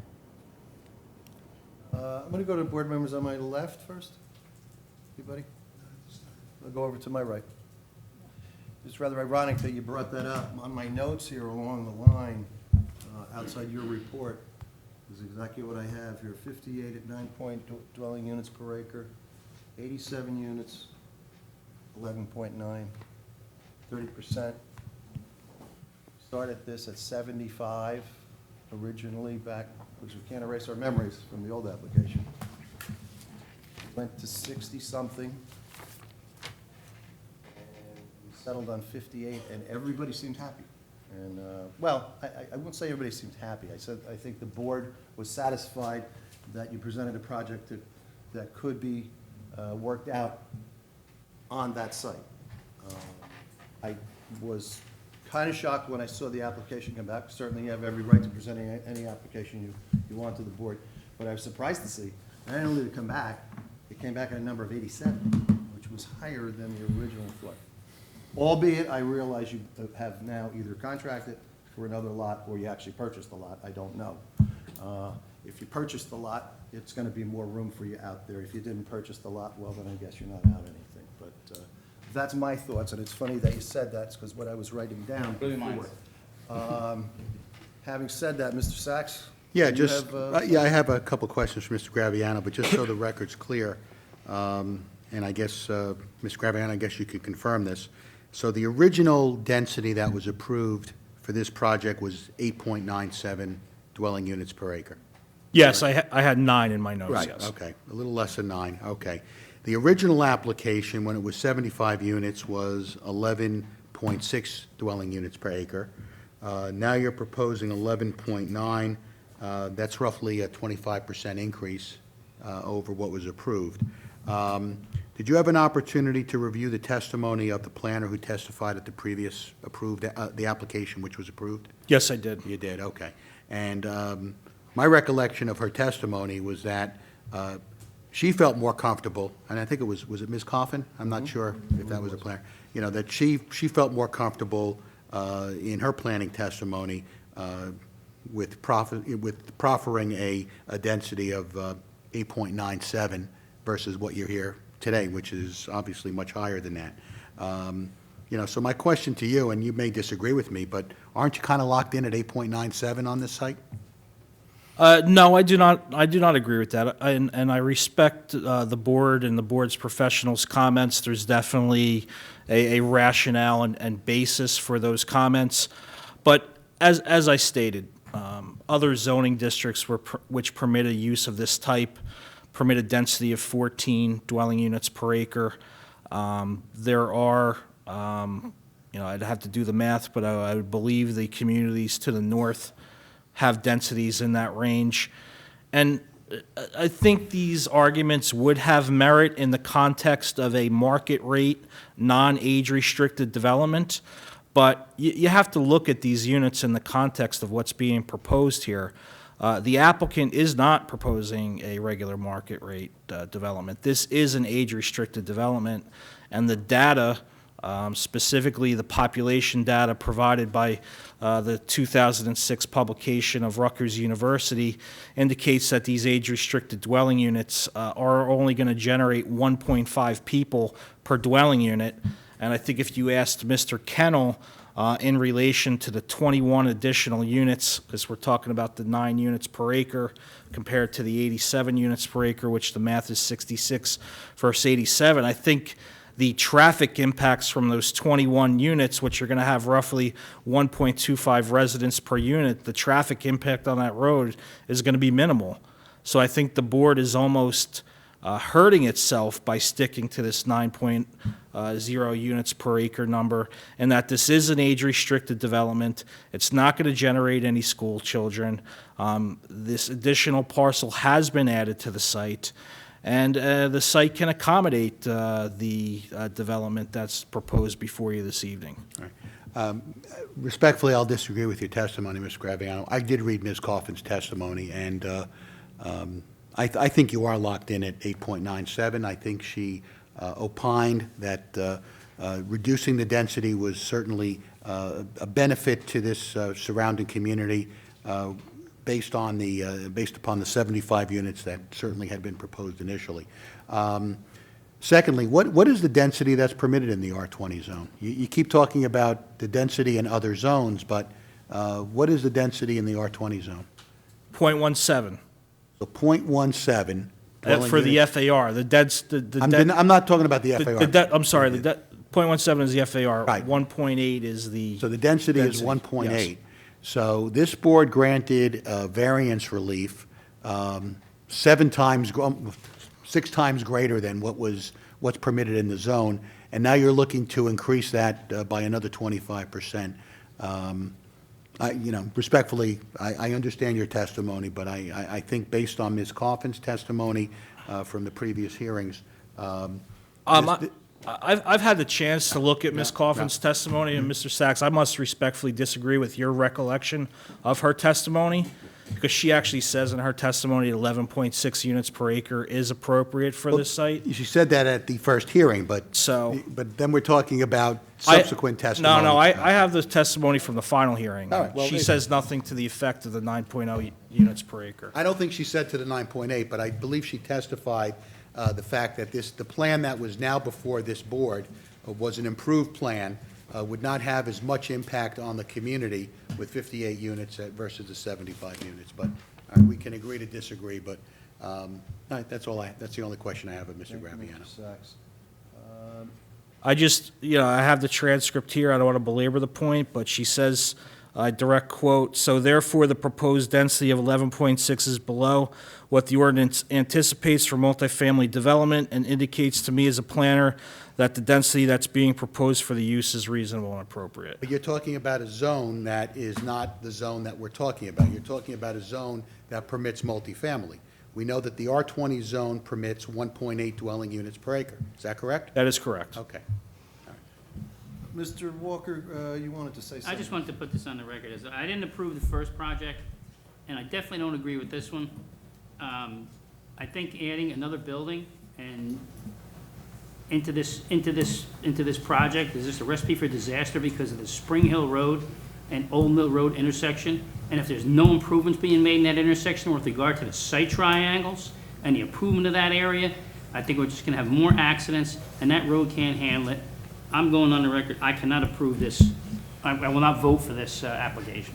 All right. What I'd like to do, Mr. Gowen, unless you have another witness, you have anybody else? No. Okay. You mind, people, I think there are people here tonight that want to speak on this matter. I don't know, but I would like to open up public portion. Is that okay with you? That's fine. Now? That's fine. All right, 7-19Z Fountains at Old Bridge LLC, located at Mill Road and Spring Hill Road. Anyone here in the audience this evening would like to speak on this matter, please raise your hand. Lady in the back left was first. This lady over here on the aisle will be second. Whoever wants, doesn't matter to us, but we'll hear both of you. Please step forward. The board attorney will swear you in, ma'am. Ma'am, please raise your right hand. You swear to tell the truth, the whole truth, nothing but the truth, so help you God? Yes, I do. Please state your name, spelling your last name, address for the record. My name is Kathleen DeMarco. I live at 237 Main Street in Port Monmouth, New Jersey, and I am the owner of 90 Spring Hill Road. You can be seated. Thank you. Kathleen, you said this first name, right? Kathleen, yes. Go ahead, ma'am. Yeah, I would just like to say, well, two things I'd like to address. One is that from my recollection and in being before this board 10 years ago, we actually approached the board and were approved to expand our school from I think it's like 1,500 square feet right now to 5,000 square feet. And that was that was approved. And at that time, I wasn't able to go through financially with completing that project, unfortunately. Currently, we are at a state where financially we would be able to continue with that plan, and I actually came to the township and inquired about like what I would need to do that. And with that, they had told me that that plan itself was like, it was grandfathered in, but it was no longer grandfathered, so I'd have to just go through everything that I went through before, which was, I was totally willing to do that. And then I decided to just approach the Bill to do that, to see if he would be interested in purchasing, because we definitely have outgrown our facility, like we're bursting at the seams. So I would like to say that regardless what happens with this property of their project, that we will be approaching the board to have an expansion done on the property of 90 Spring Hill Road, absolutely positively. That being said, we would prefer to not go through all of that rigmarole that we went through the first time around. Secondly, I would also like to comment too about the wetlands and the water line at 90 Spring Hill Road. And it was, to my recollection, there are no wetlands as far as the project that we had all the engineering and all of that done with. Secondly, we have a crawl space that goes under the totality of our property. We have no sun pump in there, and it goes actually probably down 3 feet, and then it's like about 1 foot above ground, so it goes down, and there's no water. I've been operating business there for 20 years, and we have no water there. So I just wanted to say those two things. The other thing I'd like to say, that as far as being a part of the community of Old Bridge, I think that having a 55 and over community is really an outstanding positive thing for the community and the senior citizens in Old Bridge. I have lived in a above 55 community, and I just think it's a very different type of environment than, say, just living in like the other townhouses that they have around. And also I can attest to that in living in a town, in a 55 and over community. I'd say more than 50% of the people in those communities don't drive, and more than 50% of them, it's a single, like, one person living in those units. So that's just from my own personal experience. So, but okay, thank you. Board shares some of your thoughts, because we have previously approved other age-restricted housing. Further down on 516 after Guy Park, Jake Brown Road, but I think that was withdrawn. So we share your thoughts on that. And on this site. Yeah. I mean, I think the quality of life in these type of communities is really outstanding for senior citizens. And I think medical care is getting so much better these days, and we do need a place for, I think many people on the board are shared right there with me, like we would benefit from a place that would be able to provide so much outstanding quality of life for senior citizens. We agree. Thank you. Did you want to come up, man?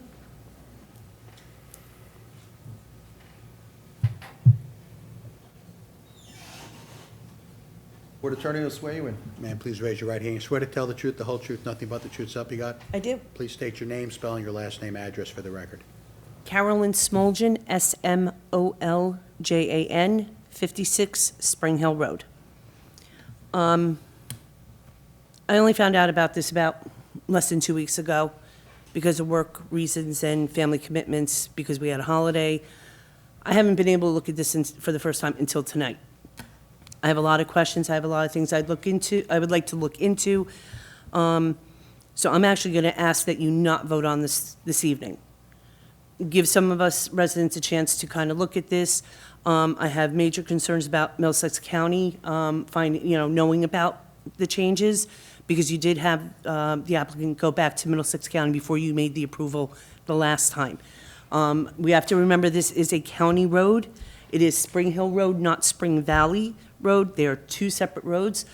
But being that's a 40-mile-an-hour zone road, we do have tractor trailers coming down, we do have transit buses coming down, so we don't have just regular, normal vehicles coming down. We have commercial vehicles coming down this road. So I would like to see what Middlesex County has to say about adding all these other units to this smaller property.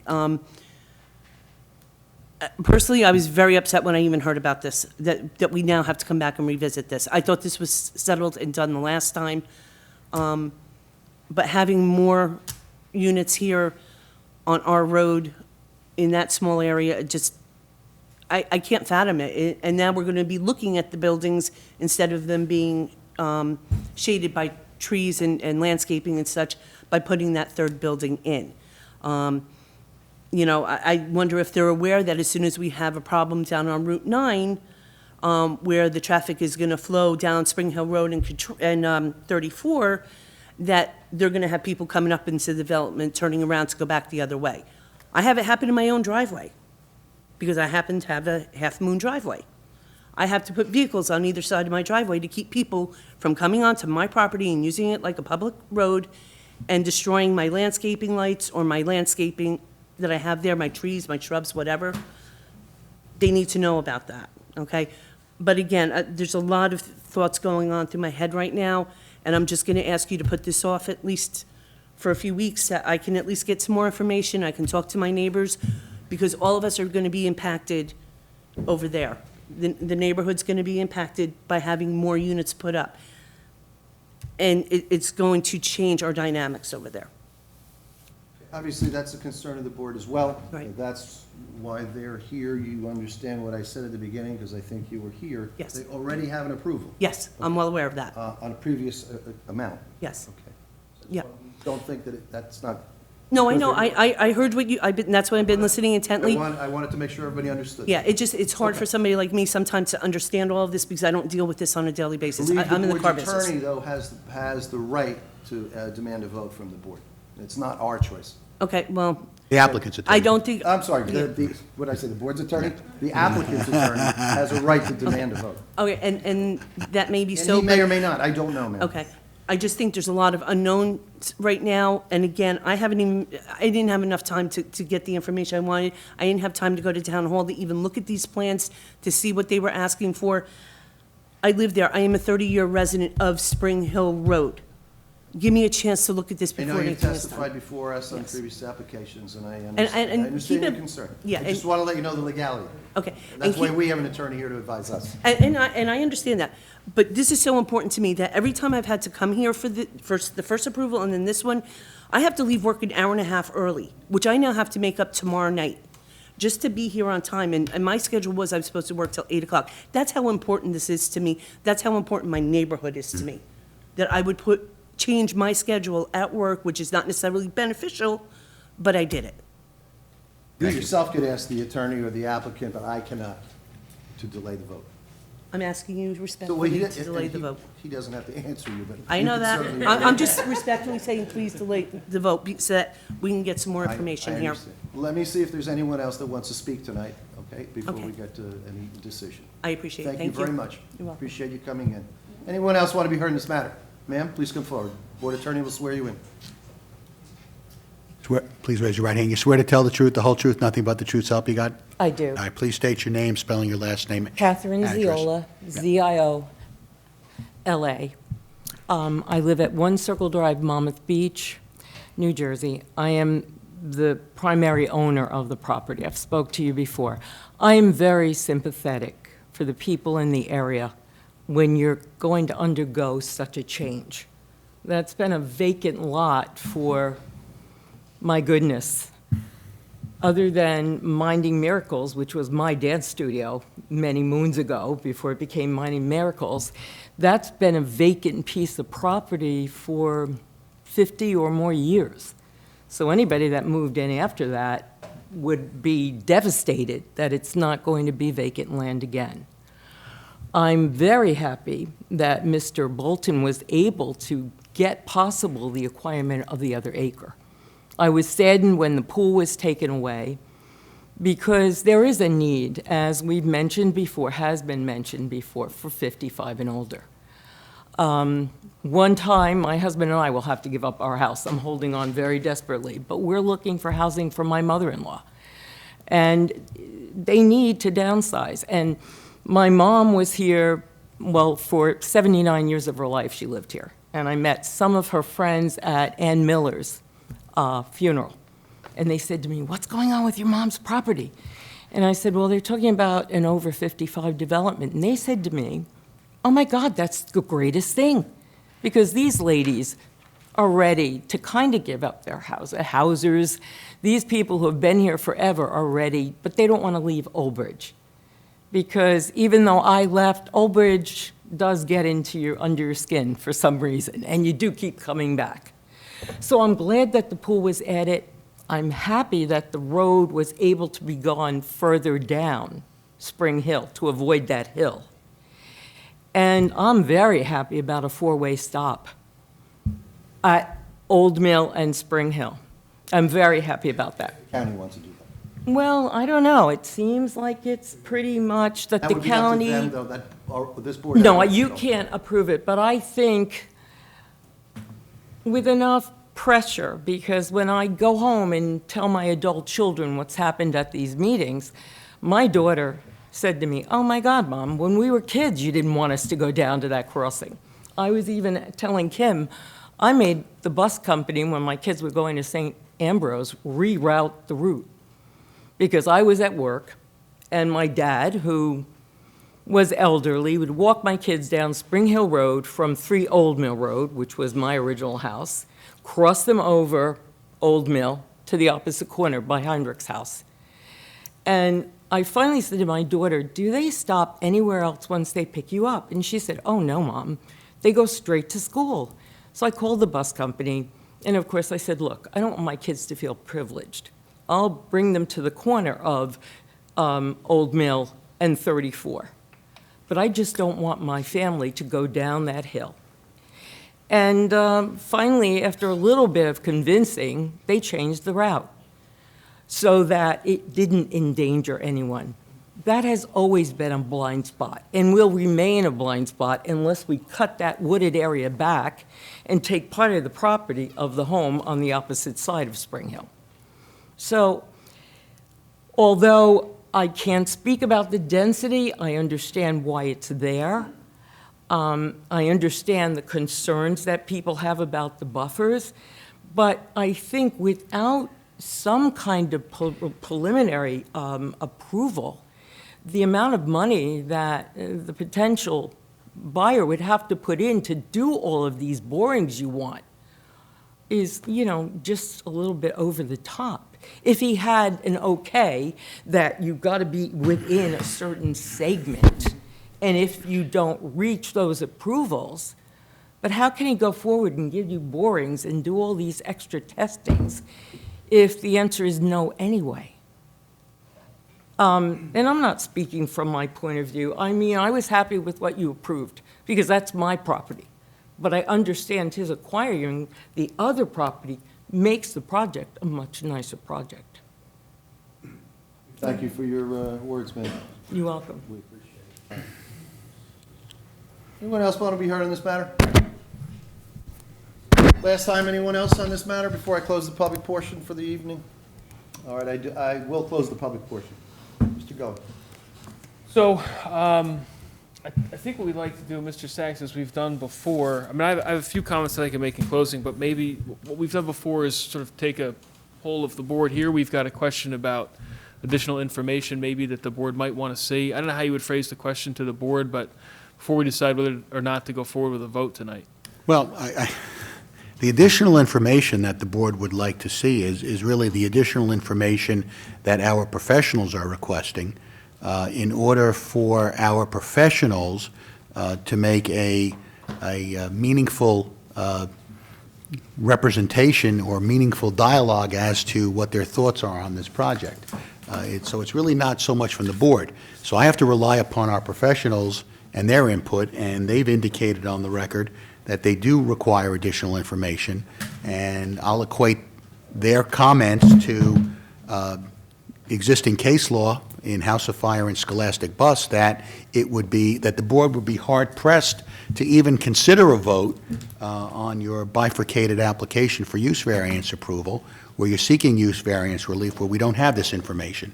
So it's not a question of what the board requires, it's a question of what our professionals have now indicated to the board would be necessary for this application to proceed forward. Now, certainly, you can proceed forward with the application and you can ask for a vote tonight, but I think, based on the comments from our professionals, that might not be the warranted approach by the applicant, but that's certainly, that's certainly your prerogative. More importantly, if you're asking this board for some polling, that's certainly within your purview, and if the board wants to make comments on that, that's fine. Yeah, I think we would like to do that before we determine whether or not to Well, I'll push speak for forward. it first then, in that case. And obviously, I'll refer back to my original concern. I was kind of shocked when I saw this come back around, only because I thought we were going in the right direction as far as the density was concerned. And I thought that the plan that was approved, I thought was a good plan, I think, for the applicant, I think for those that were going to probably live there, and was, at least in my mind, I thought that it was appropriate for the site and it could handle it. I don't know that that can happen now. I think it's gone a whole different direction. Obviously, I've been here for all of them, and as I think each and every member was, perhaps maybe one not, but so I think the numbers went in the wrong direction. Started high, came low, and now, it was like we're back up beyond where the original was. And I don't know that that's suited. I have the same concern when I hear professionals who are guidance ask for things like, can this be worked out? Is this drainage going to work? I guess, as they say, you can almost engineer anything, but I think they have concerns. I'd be remiss for not listening to them, certainly as the chairman of this board. But I have one vote, and I don't know, I think you've probably heard from one other person on this board indicating his probably questionable whether he would want to approve this. I don't know about the others. I don't know that I would force them to disclose that unless we took a vote, but I haven't heard any questions from them, I would say that. But I get the feeling that density is an issue. If you, I don't know that I'm going to push the board to go. No, I don't with think you Russ. have to, because, first of all, we haven't, well, I guess, is your testimony completed at this point, Mr. Goen? Yes. All right, so, I mean, I don't want any member of the board to prejudge the application. You have to do your own deliberation, but certainly, I think from our professionals, there has been the comment that additional engineering really needs to be engaged on this site to even see if it works with 87 units. So it's, unless any board member feels compelled to just indicate how they think right now, that's certainly up to them, but I don't know if that's really necessary. Well, let me ask a general question to the board. Would you be happy, would you like to see more information provided as we've been guided by the professionals? Yes. Yes? Yes. Mr. Connor? Yes. I don't have a problem with the density. I've always had it from day one. Okay, but- It went the wrong way. Okay. That's an And would you indication. like to see more information? Absolutely. Mr. Stoner? Yeah, I would like to. So you want to come back and give us some more information? Let me just take 30 seconds? Sure, go ahead. Yep.